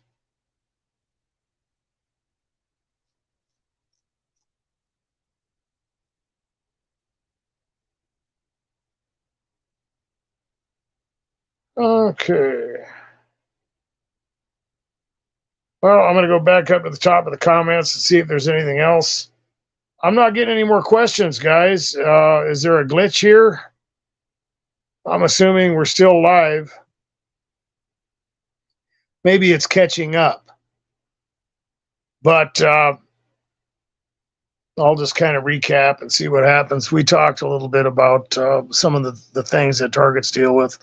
The constant terror, the anticipation of attack that targets deal with. It's always, part of the main scheme of gang stalking, and it has emotional reciprocity to it because you're anticipating it or you're in fear of it, and it's designed to get to your psychological faculty, break you down, demoralize you. They don't want you to, to get to that place of homeostasis, to refresh your morale. And it's designed that way. A lot of targets will deal with things that are very consistent in the sense that it's meal time, sleep time, intimacy time with their partner, work time, whatever. And any maybe your days off, like I just decided to take some time off, and they attack and the thing is the targets talk about being watched and surveilled and stuff like that. You are, man. I mean, I'm not trying to make anybody paranoid, but you can't deal with the stuff that targets deal with without being surveilled, without being monitored in some way, shape, or form. We talked about that in the last live stream. You got some demonic stuff going on. You've got technological stuff going on. You got the puppets and the handlers and the tech and who knows what the hell's going on, but it's there. And that's part of the tyranny too, in the sense that terror campaign involves the idea of constant surveillance, of you being scrutinized, and they want you to start scrutinizing yourself. They want you to move into a place where you're your own handler. It's like what Nick and Firefighter were talking about. They want you freaking out. They want you reading into stuff. They want you paranoid. They want you dysfunctional. They want you to be in the corner pulling out your hair, or getting into the place where you start to believe all the lies, and keeping the targeted individual in a constant state of anxiety and terror and anticipation is crucial. And the health effects that come out of that, whether it's arthritis or burnt out adrenal glands, or other things that are going on, or sleep deprivation, whatever, all of it's there. Not to mention the other stuff that targets are dealing with that are even more sinister, because that's part of the landscape as well. When you deal with covert poisonings, fuming, directed energy attacks, V2K, assaults on your personal property, workplace harassment. I mean, you got a wonderful world of gang stalking that's filled with all kinds of little fun rides and tricks and bits of cheer and excitement. It's all there, and it creates a lot of anticipation and dysfunction. And let's see, we got some more comments. All of a sudden, I don't know if the thing was glitching out or not. Let's see here. And Nicholas says, I had a stalker once, or I told a stalker once, they're trying, or they're lying to you about me, right? He stomped. I'm trying to read this, sorry. My eyes are all blurry. Hopefully they didn't do something there, because I've got this magnified now. Stomped and said, ooh-wee, this is BS.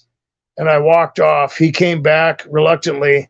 Not all of them enjoy what they're doing. Well, I'm glad they don't. They should, that should be enough deterrence for them to stop doing it, man. This whole excuse of these people being, blackmailed and whatever. I'm not going to sit around and feel bad for them, though. I'm going to be honest with you. They have a responsibility, and they need to own up to that. And I don't have any huge amount of sympathy for them or respect, or whatever. They need to get their together, and they need to. They're going to answer for this stuff. So You know, they're earning it, and there isn't be anything they can say about it. They had their chance, and some of these people are involved in it, and it's not an anomaly. It's not some kind of freak thing. They're involved. They're doing this stuff. There's a lot of people that have infiltrated the target individual community, and they play a little game, and they're not going to have any excuses. And I've talked about that. That the demonic handlers that are out there, they are condemning these people, and they're getting them involved in this stuff, and they have a responsibility not to do it. That's the whole culpability around it, right? They're literally creating their own hell, and there can be a damn thing they can say about it. They willingly participated. They knowingly rejected their opportunity to do the right thing. And when the whole thing comes down, they're not going to be able to make any excuses. They're not going to be able to say somebody blackmailed them or twist their titty or whatever. It's time to own up to it and grow up. And it is what it is. Okay. And Tech Savage, Tech 2. Oh man, my eyes are blurry. That's kind of scaring me because I should be able to read this stuff. I've dealt with that kind of thing before where I think something else was going on, and I don't know if my eyes are just worn out or what, but that's not good. That could be the sequelae of something else because I've got this magnified right now. I'm having a hard time reading it. Sorry about that, guys. Tech 2 Savage says, was your family in on the gangstalking? Mine was. Yeah, well, there's a lot of targets out there that deal with that. And I've talked about the fact that,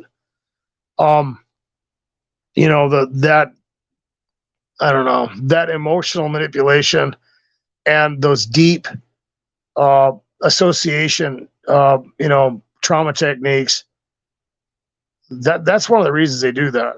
The demonic handlers know that.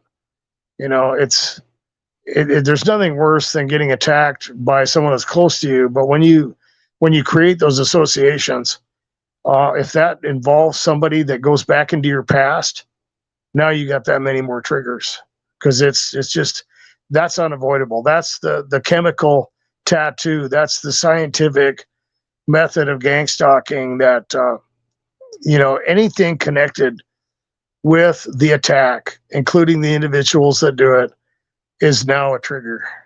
It's inevitably a trigger now.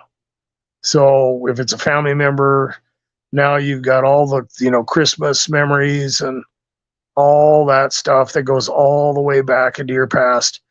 And that's what they want. They want to create a spider web of triggers in your mind and amalgamate all that together to the point where they can just, put you in a nightmare. Right.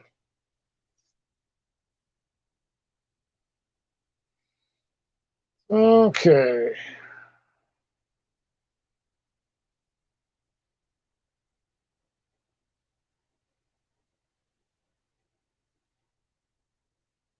All right.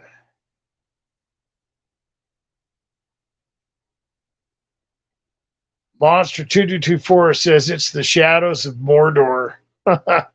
You just have to see what it. Yeah, that's funny. Yeah.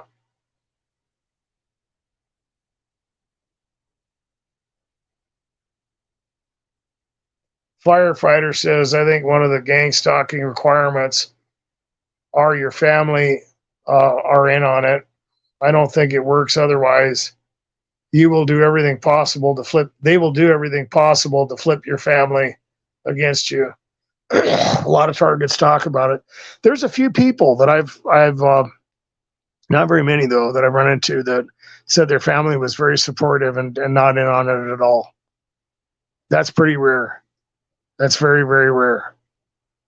So, and it's like the MK Ultra technique that I've talked about, where they would take the child and they would have that person that they would consider like a mentor or the person that would rescue them. They would set up these little scenarios, and they would just love that person and trust that person, and then they would turn that person against that individual to dysregulate them. And that's the same thing, because they want to create that intense trauma so that they can disassociate you and make you vulnerable to demonic entities and for mind control.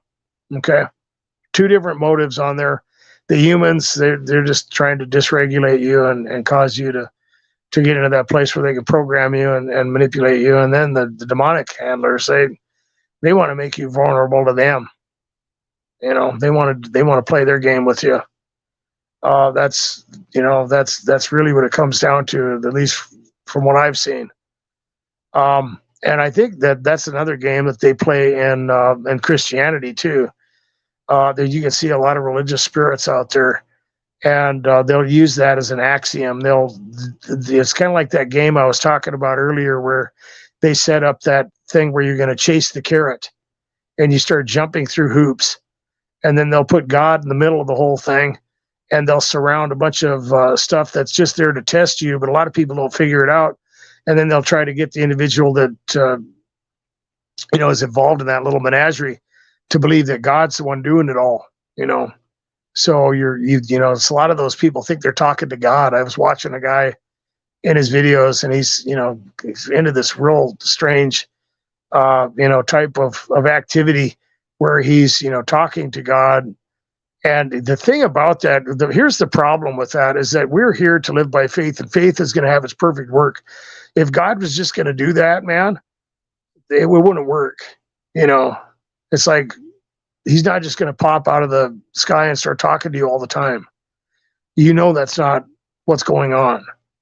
There was rare incidences where God would deal with people in the Old Testament or whatever, through Melchizedek or even something else, where he would communicate with people. But you see somebody who's thinking they're a prophet or walking around thinking they're talking to God all the time or whatever, they're not. And the demonic handlers will do that stuff. And there's a lot of seducing spirits and things like that going on. And that's part of that game. That's part of that menagerie. And that they use that to, create emotional currency and to get that criteria of condemnation. And they'll do that that's this whole menagerie of a religion that's out there, or lukewarm Christianity, where you got all this infiltration going on in these doctrines and everything. And then people, they just, get caught up in that. And then they got their little poster children. And, oh, God's so good to us. What's wrong with you? How come your life is going bad? God's blessing us. And then, of course, the individual will think that God's giving them the raw deal or whatever. And they'll do that. They'll chase the carrot. They'll jump through the hoops. Jesus is on the table, and they're running around in circles, and then they want you to hate him. They want you to hate God. They want you to think that God is, but it has nothing to do with him, and they'll use that technique, and you become vulnerable to something, and then they try to dysregulate you, and it's infiltrators, it's family members. It's a classic technique, because the whole thing that employs that trauma and gang stalking requires it. That's how they get in your head. You got to see all the stuff around you, and you got to see the manipulation, and you got to see the world for what it is, and just let it be what it is. Some people can't handle it, and they want to believe the lie, because that's the only way they can feel happy. It's, well, maybe it's not that bad. Maybe these people are just trying to help me, and it's sad to see it. And I think we've all been confronted with that as targets when you deal with that heavy gaslighting. Is it really that crazy? Are these people really that evil? Because they'll throw that disinformation at targets. Well, we're just trying to get you off the drugs, or to get you away from the booze, or to be cruel to be kind, or whatever. But no, they're murderers, period. And they want to use that honey and the vinegar, and they want to get in your head, and they want you to be vulnerable to them. And then they just want to, rip your heart out. And they want to get that max emotional reaction. And then, of course, you become vulnerable. Okay, let's see what else is out here.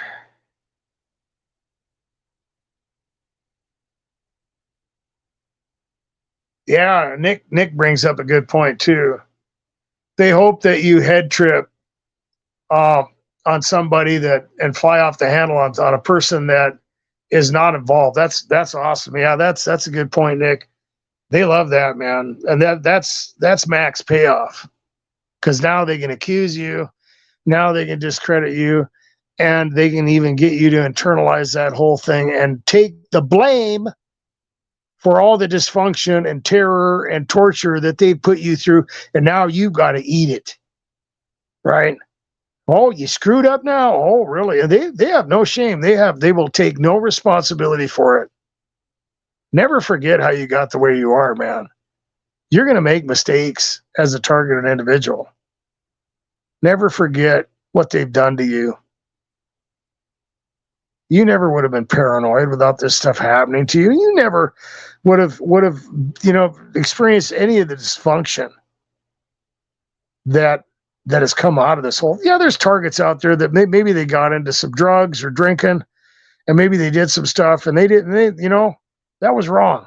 Okay, and we've all done that stuff. Okay, but that does not give the right to these people to do this stuff. And it's certainly, after all this, activity that targets deal with, after all that is sunk into your brain and you've marinated in it, that, when you make a mistake or fly off or whatever, get paranoid or whatever, you don't have to eat that sandwich. Some of that belongs to them. You can just know that it's put away. It'll be good and moldy when they get to it, though. Okay, let's see. Oh, Tracy, welcome to the live stream.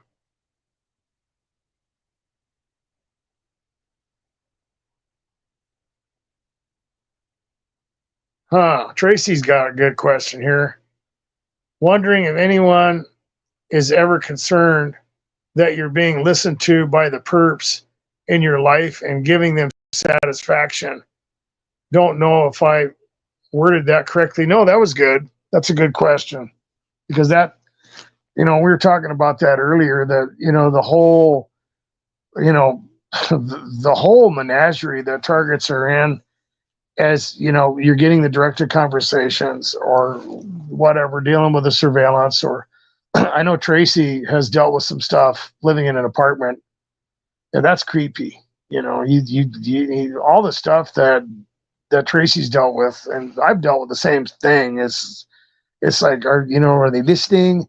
Are they watching? And it's there to demoralize you. I think all targets worry about that. I mean, you can't just sit in your house. It's almost a way to dysregulate you to the point where it's like they're trying to desensitize you to being a human being. And I think I talked about this stuff with Nick, that, it's like, in order to deal with the fact that you have to kind of accept the fact that these people are being voyeurs and watching you all the time, is that you turn into an exhibitionist, man. Or that you turn into some type of sociopath that doesn't care that people are watching you, shower or go to the bathroom or whatever, man. It's like they're trying to drive you to the place where you're some kind of psycho, because that's the only way you can deal with the idea. It's like they want to harden your conscience and, just, traumatize you to the point where, you don't care. I've seen a lot of people in the comments talking about, they may have gotten into an area of their life where they didn't care what anybody thought, and they just let it all go. And there was a guy that I used to talk to up in Washington, where he started drinking the malt liquor and yelling out his window at everybody. He thought everybody knew. He was totally traumatized by it all. It was, he was the Truman and everything, and he's getting drunk and F all of you, walking around not shaving, just being a drunk bastard. And later he realized that not all those, some of those neighbors, they had no idea what was going on, man. But it was too late. you know, but, you know, he just completely lost it. It didn't give a rip, you know, didn't care what anybody thought of it. I got to that place too, that I was there in my drinking and everything, and it's like everything is justified at that point, but it's that medium that they put you in to get you to that place where it's like they're trying to, I don't know, push you into being some type of sociopath or something, some type of exhibitionist, you know, just letting it all go. And that can happen. It's dangerous.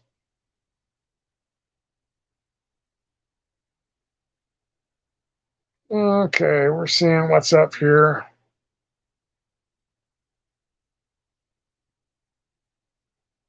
I'm going to go back up to the top here and see what's going on.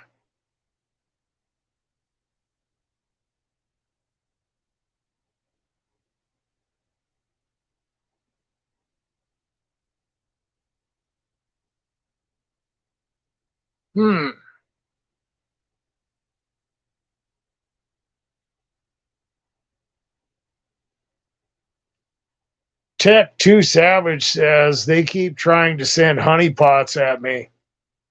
Random women, fine women, showing me unwanted attention. Interesting. Huh. So you know something's up on that one, huh? It's like you can see something's a little too convenient there. Well, you never know, man. And I've seen stuff like that too. And it can happen to where it doesn't have to be the opposite sex either. It can be just someone who's, you know, kind of love bombing you, telling you everything you wanted to hear. The classic narcissist technique. I've had infiltrators like that before, where I'll meet somebody, they're a target or whatever, and they have all the right things to say. It's like, you know, everything, but it's just too convenient, man. You know, it's kind of a red flag.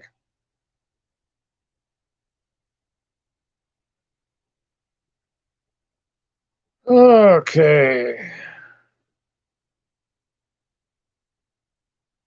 All right. I'm just looking at some more of these here. Yeah, Nicholas has got one here. I think a lot of targets have dealt with this to deal with the isolation. Nicholas Boserman says, close friends all disappeared. That was weird. People I knew since third grade stopped talking to me, so I chopped it up with baristas, waiters, and clerks. They look at me sideways if I mention stalking. Yeah, I used to do that. Yeah, you kind of corner the clerk at the store. They're lonely. They're doing the night shift or something. Just sit in there for a few hours and talk with them or whatever, man. And I used to do that too. And every now and again, I'd let it slip out, you know, because you start, you know, you're about half ringy anyway as a new target. You know, you're sleep deprived. But they don't. When you start talking about that, not always. There was a guy that I met that he worked over at a Quick Way, and we would talk for hours, man, after work. And he told me about some real interesting stuff that had to do with witchcraft and some really unexplainable stuff. So he was a little different. Every now and then you'll meet some real interesting people doing that. But he ended up getting shot. Somebody shot him in the chest. I showed up after work to talk to him, and they're like, he's gone. He's dead. They shot him in the chest. It was like a gang initiation. Sucked. I think he was 25 years old or something like that. I don't remember. Sad. Very sad. But targets deal with that. You don't know what to do. You're lonely. You just want to connect with people, and especially if you're dealing with V2K or, you know, demonic stuff or anxiety, you know, and you can't sit still and just kind of chill out in your house. You end up get up, you're on the move, and you're doing stuff where you can't sleep, and you end up trying to find somebody to hang out with. Like I said, that's the good part about dealing with this forum and the harassment support group 911 on Facebook. Had a lot of fun talking to targets out there. Thanks, by the way, guys. Your company is much appreciated. Okay.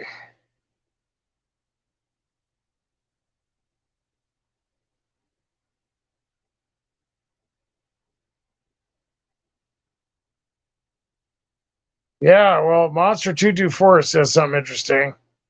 Forget a better future or whatever. Forget wanting the perfect relationship and existing in the world. Focus on protecting yourself by realizing the dangerous true nature of humanity. That's that's realistic, and you got to be careful. But I think, you got to put that in the right framework. I think you're onto the right track, though. That's realistic. That's just really where we are. There's a lot of people out there living with those rose-colored glasses on them. I know I was one of them. Because you think people are just going to be like you. No, nobody's going to try and kill me or gang stalk me. They're just people. You know, it's not like that, man. And you're making a good point. And there's serial killers. There's crazy people. There's perps. There's people who are demon possessed. There's heartless sociopathic thieves and all kinds of weird stuff out there. And you gotta. It is true. Humanity. The world at large out there, the wonderful world of gang stalking is full of some real dangerous individuals. And that's a hard lesson to learn, but it's a true one. You got a point there, and you have to be realistic. And it's like I was talking about earlier. You don't want to get too excited about anything. I mean, it's good to take chances, but be realistic. It's good to hook up with somebody and be friends, but be realistic. Know also that people can be manipulated, like what Nick is talking about. They can be blackmailed, or even just influenced.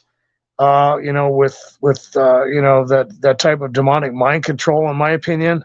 And that's just the way I look at some of this stuff. And it's just like the stuff that Target's talking about. All of a sudden, everybody turns against them, and not everybody has been contacted by a damn FBI agent or somebody from the CIA. It's literally bigger than that, man. And if you're a target out there who's experienced that, that's just my honest opinion for you. And it's like we always say, you want to pray and draw near to God, but what Monster 2224 is talking about is realistic. You have to know where you are. It's an evil world, and the entities that are controlling this world right now are very, very hostile. And the way they work in some, it seems like they have wisdom or whatever. They have to create that surreal menagerie, but the landscape of the targeted individual is one of hostility. The honey and the vinegar, yeah, that's there for the emotional roller coaster, but targets get more vinegar, and it's dangerous. It's like I've talked about. You go to a bar or something as a targeted individual, you're taking a hell of a chance. It's one thing to do that as a regular person, knowing that people are inebriated. They might not be in a good mood when they go in there, or that there's spiritual influences out there. But for the world at large, it's like when they talk about demonic possession or serial killers or whatever, it's just an anomaly for them. They have no idea who's around them.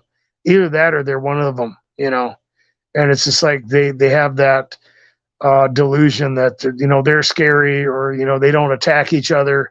But I've seen them attack each other. I've seen that whole honor amongst thieves thing it's BS. But yeah, you got to be realistic, man. And that's part of the emotional manipulation that targets deal with too. As you're moving through this experience as a target, logic and truth and reasonability have a tendency to fly out the window very often. And you run into that where you think everything's okay, you think you're in Kansas again, and then blam, it's just people are just not making any sense. They're attacking you. It's unreasonable, and you get baited into that where you try to stick up for yourself, or the logic, reasonability, and truth are pretty much gone. For people who are dealing with the stalkers, and the emotional manipulation is going to be a factor.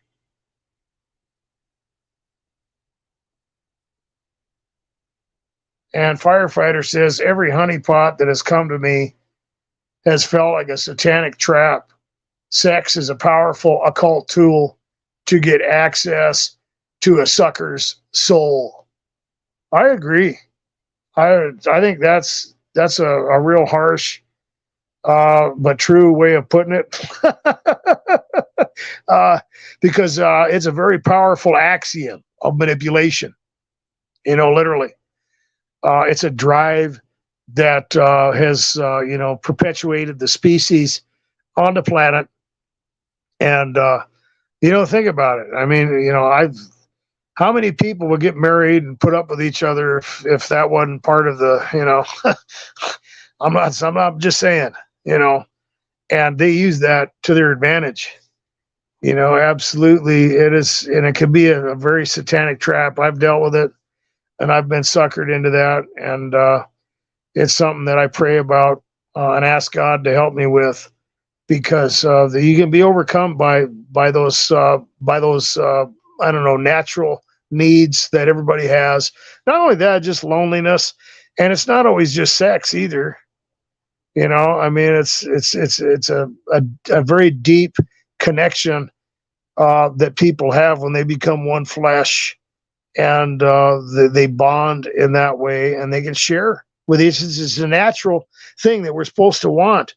Unfortunately, like firefighters illustrating that in this world, you got a lot of demonic stuff going on, and targets are in a different, I don't know, they're in a different dispensation of that reality, that you're targeted. And the demons are going to, they're going to try and manipulate pretty much everybody that's around you, including your family and any kind of relationship you got going, man. They don't all have to be hunting you down from some type of, compartmentalized CIA program where they're, chasing you down. And a lot of targets will do. They'll deal with the honeypot or the satanic trap, like firefighters talk about. They'll assume that these people are working for the government. It doesn't always work that way.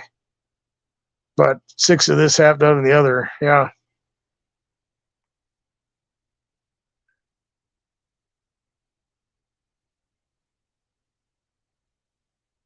Okay.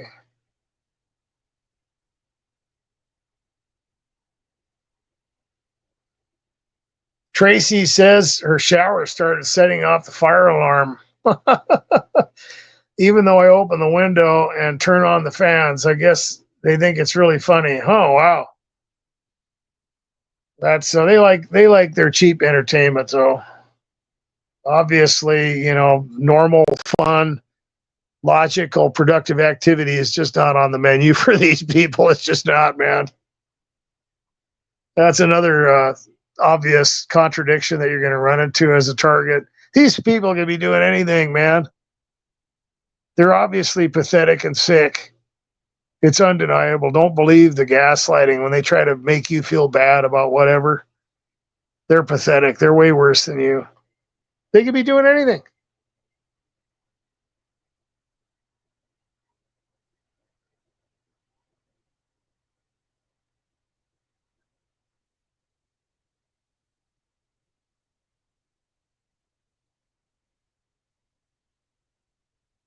And 33 years old says, are narcissism and gangstalking related? Yeah, they are. But let's get something clear here, because there's something that I see a lot. And I want to use this as an opportunity to delve into something, because I've dealt with this with people before, where people they talk about the need for salvation or the need for a relationship with God, and they talk about the demonic manipulation and people out there who are evil, and they're doing all this, like the stalkers and stuff like that, or whatever. And I got a friend of mine that, he's refused that help from God. And I'm just going to tell you this right now. I think, in the flesh and in our fallen state, we're all narcissists, man. Okay. But when people, kind of give themselves over, not only to gang stalking, but being manipulators, and they might, it also might just be that they've got some real powerful demons in their life, and that's what they do. Okay. The whole idea of critiquing people, and the psychological manipulation, the complex formulation that's out there that is used against not only targets but against everybody, is that's kind of their plan for everybody. Okay. And what I'm getting at is that, without God, without, the Holy Spirit and so on and so forth, everybody's going to be a narcissist. And that's what happens. Okay. Sometimes a little more obvious than depending on the scenario you're in. But it's like that guy, he's like, just tell me what you think about me. Tell me you think, that I'm a narcissist, self-centered. And I'm like, we all are. Okay. What you need to do is you need to start drawing near to God, and let the Holy Spirit have its, work in your life, and let God clean out all the junk and everything, and realize that that's just a basic framework. And so when you're dealing with narcissism and, gang stalking and everything, and evil, and it's, well, yeah, they turn people into narcissists. They turn people into perverts and murderers and drug addicts and everything else. And that's how it works. That's kind of the whole point, is that, freedom in its real form and its realistic aspect of the world that you are now seeing as a target individual, is being a servant to God, and a servant to righteousness, a servant to Christ. And that's freedom, to being a servant to those things, and to walk with God and have Him work those things out for you, and that you're praying and so on and so forth, and in the Word of God and so on and so forth. Otherwise, that's what you're going to be. Okay. It's undeniable. It is set up that way. I don't care whether you're an angel or a human being. If you take God out of the equation, you're going to end up, in some very toxic circumstances and mindsets. Okay, it's literally set up that way. It's a fundamental reality. So, rather than to say that they're all just narcissists, I would say they're all in rebellion to God, and as a result, they're narcissists, and they're also gang stalkers and a whole lot of other things, including murderers. And when you see someone like that, they do not have God in their life. It's like what the Bible says, a tree by its fruit. They're not hooked up with God, and it's proof. So you got to look at, you got to put it in its proper place.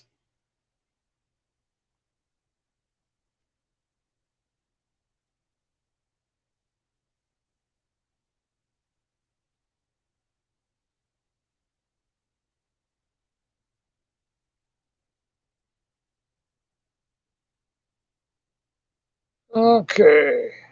And Firefighter says the best practice for a TI is to become a saint, squeaky clean. It is like kryptonite to the evil folks. Yeah, and it's, well, and it's also, you're putting on the full armor of God. It's a protection for you. And sometimes I've also noticed that God can turn the hearts of people. And it's really hard to deal with your own demons sometimes. But what Firefighter is saying is very true, and it can work that way, and it can also work in a way where it can compel people to turn and start doing what they're supposed to be doing, because in their conscience, that's the fundamental little voice that's in there, and they know they're doing the wrong thing. Yeah, they can harden themselves and they can get calloused and so on and so forth. But, it feels good to do the right thing. It feels good to be in line with that. The thing that comes into play when you're dealing with the demonic realm or whatever is they'll take it out of context, and they'll, you try to become squeaky clean or do it God's way, and they'll try to make it caustic and toxic, and that, you're doing this wrong or you're doing that wrong, or God's always mad with you, you screwed up again or whatever. That's not how the Lord is. Okay, he's very patient and kind and so on and so forth. And so if you're one of those people who try and do that and you run into that, that's not God. Okay. And unfortunately, a lot of times I've run into that a lot too. And I'm like, wait a minute, something else going on here.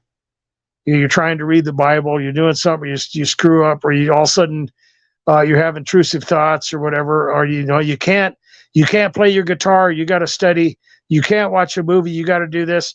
And you're dealing with a seducing spirit or a religious spirit or a demonic spirit at that point that's kind of masquerading as the Holy Spirit. It's like what I was talking about earlier with that guy who's walking around thinking he's talking to God all the time. God's not going to do that. Okay, and you have to live by faith. That's part of it. That's not right. And you see that in a lot of the charismatic, hyper-charismatic, or hyper-Pentecostal. Well, I got this prophecy for you, or I got this word for you, or I got this. It's like, hold on, man. Well, yeah, but some of it was wrong, but some of it was right. Just you got to be realistic. And but Firefighter is right. Getting back to the point that that's kryptonite, and it's good to do that. It's going to feel good too, but sometimes you get under attack by it. And they're going to, they don't like that. A lot of the people out there in the world have conformed, and a lot of the peace and so-called blessings that they've got are from their conformity. And unfortunately, it just creates that lateral comparison landscape to deceive people. And some of the things out there that you think are blessings from God, the world's got all that stuff. You get peace in the midst of trials and temptations. You don't have all that stuff. And the proof that you're still holding it together, even though you don't, and that you're dealing with all these abrasive circumstances, is that God is working in your life. Those people don't even need faith.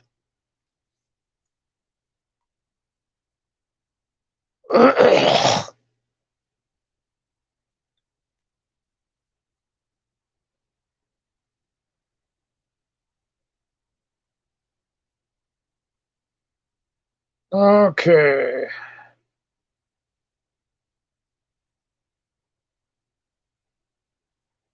All right. Well, let's see here.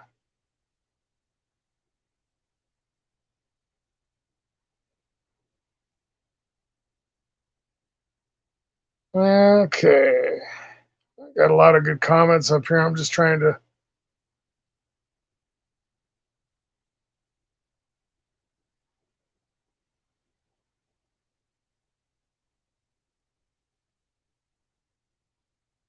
Welcome to the live stream, Matthew. Oh, you were in here earlier. Sorry.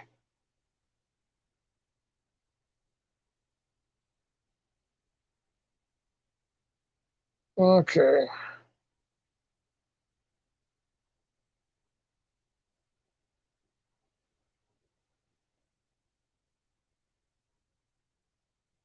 And Monster224 says that they will prey on your loneliness and gaslight you for rejecting them because they know you want. Yeah, well, they do prey on the deprivation and loneliness of targets. That's one of the biggest problems, like I said, with being a targeted individual. And it does make you very vulnerable. And sometimes they'll, it's like when you have that uneven relationship in a marriage where you have maybe an abused wife, and the husband's got all the money, and they basically put them in a place where they stifled their career. They wouldn't let them, I don't know, stay in the workforce or whatever, which is, there's nothing wrong with being a homemaker. There's nothing wrong with a patriarchal family where the wife stays home and takes care of the kids. But in that type of narcissist atmosphere, a lot of times what they want is they want people to become dependent and they want to take away your power. It's like when they try to isolate you as a target and burn bridges and everything, and then you find out they just wanted to have total control over you, and then they'll start abusing you. It's like that, that spouse that gets abused, and it's like, well, if you don't like it, well, you go do it for yourself, or go, live under a bridge, or if you don't like me, if I'm that horrible, why you? Oh, you just want my money, kind of the guilt trip and all that kind of manipulation. But they can be sarcastic and abrasive because they know you need them, and they've planned it out. They want you in that place where you got to take their baloney. You gotta deal with it, and there's nothing you can do about it. And they can just belittle you and be sarcastic and gaslight you. It's a horrific place to be, and targets deal with that. You either got something bad or nothing. What do you want?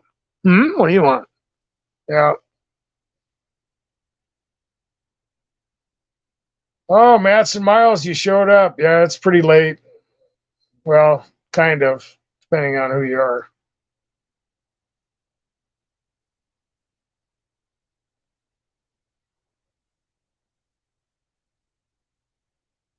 Yeah, Tracy Sanchez says, I think we all do have some narcissism in us, but those full-blown narcissists don't want to change. They can trip you up for years. Yeah, that's true. They don't, and they do have that responsibility.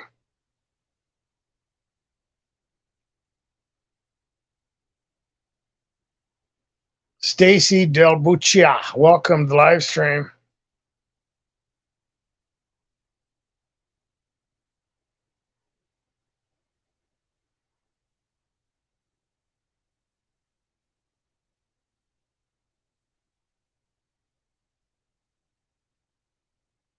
Well, guys, I think I'm gonna have to blaze. My throat's getting pretty hoarse, and I might have to do a live stream tomorrow night. I don't know, but I'd like to thank everybody for coming in here. I'd like to thank everybody for your prayers, and I'd like to thank everybody who's helped me in the ordeal that I've been in. And like I've said before, we all connect and try to support each other. It's a very lonely existence as a targeted individual, and this really helps. It really helps me. I've really enjoyed spending time with you guys. Like I said, there's the link seems to take forever, so it's harassment support group 911 on Facebook, and get in there, and maybe we'll connect, and we'll share our experiences, and form another little group in there. There's been some people look like they're trying to infiltrate that, but I'm trying to keep them out. And I want to keep this a safe place. Thanks for all the moderators out there and everybody that's acted like an adult. God bless. Be good to yourselves. Be safe.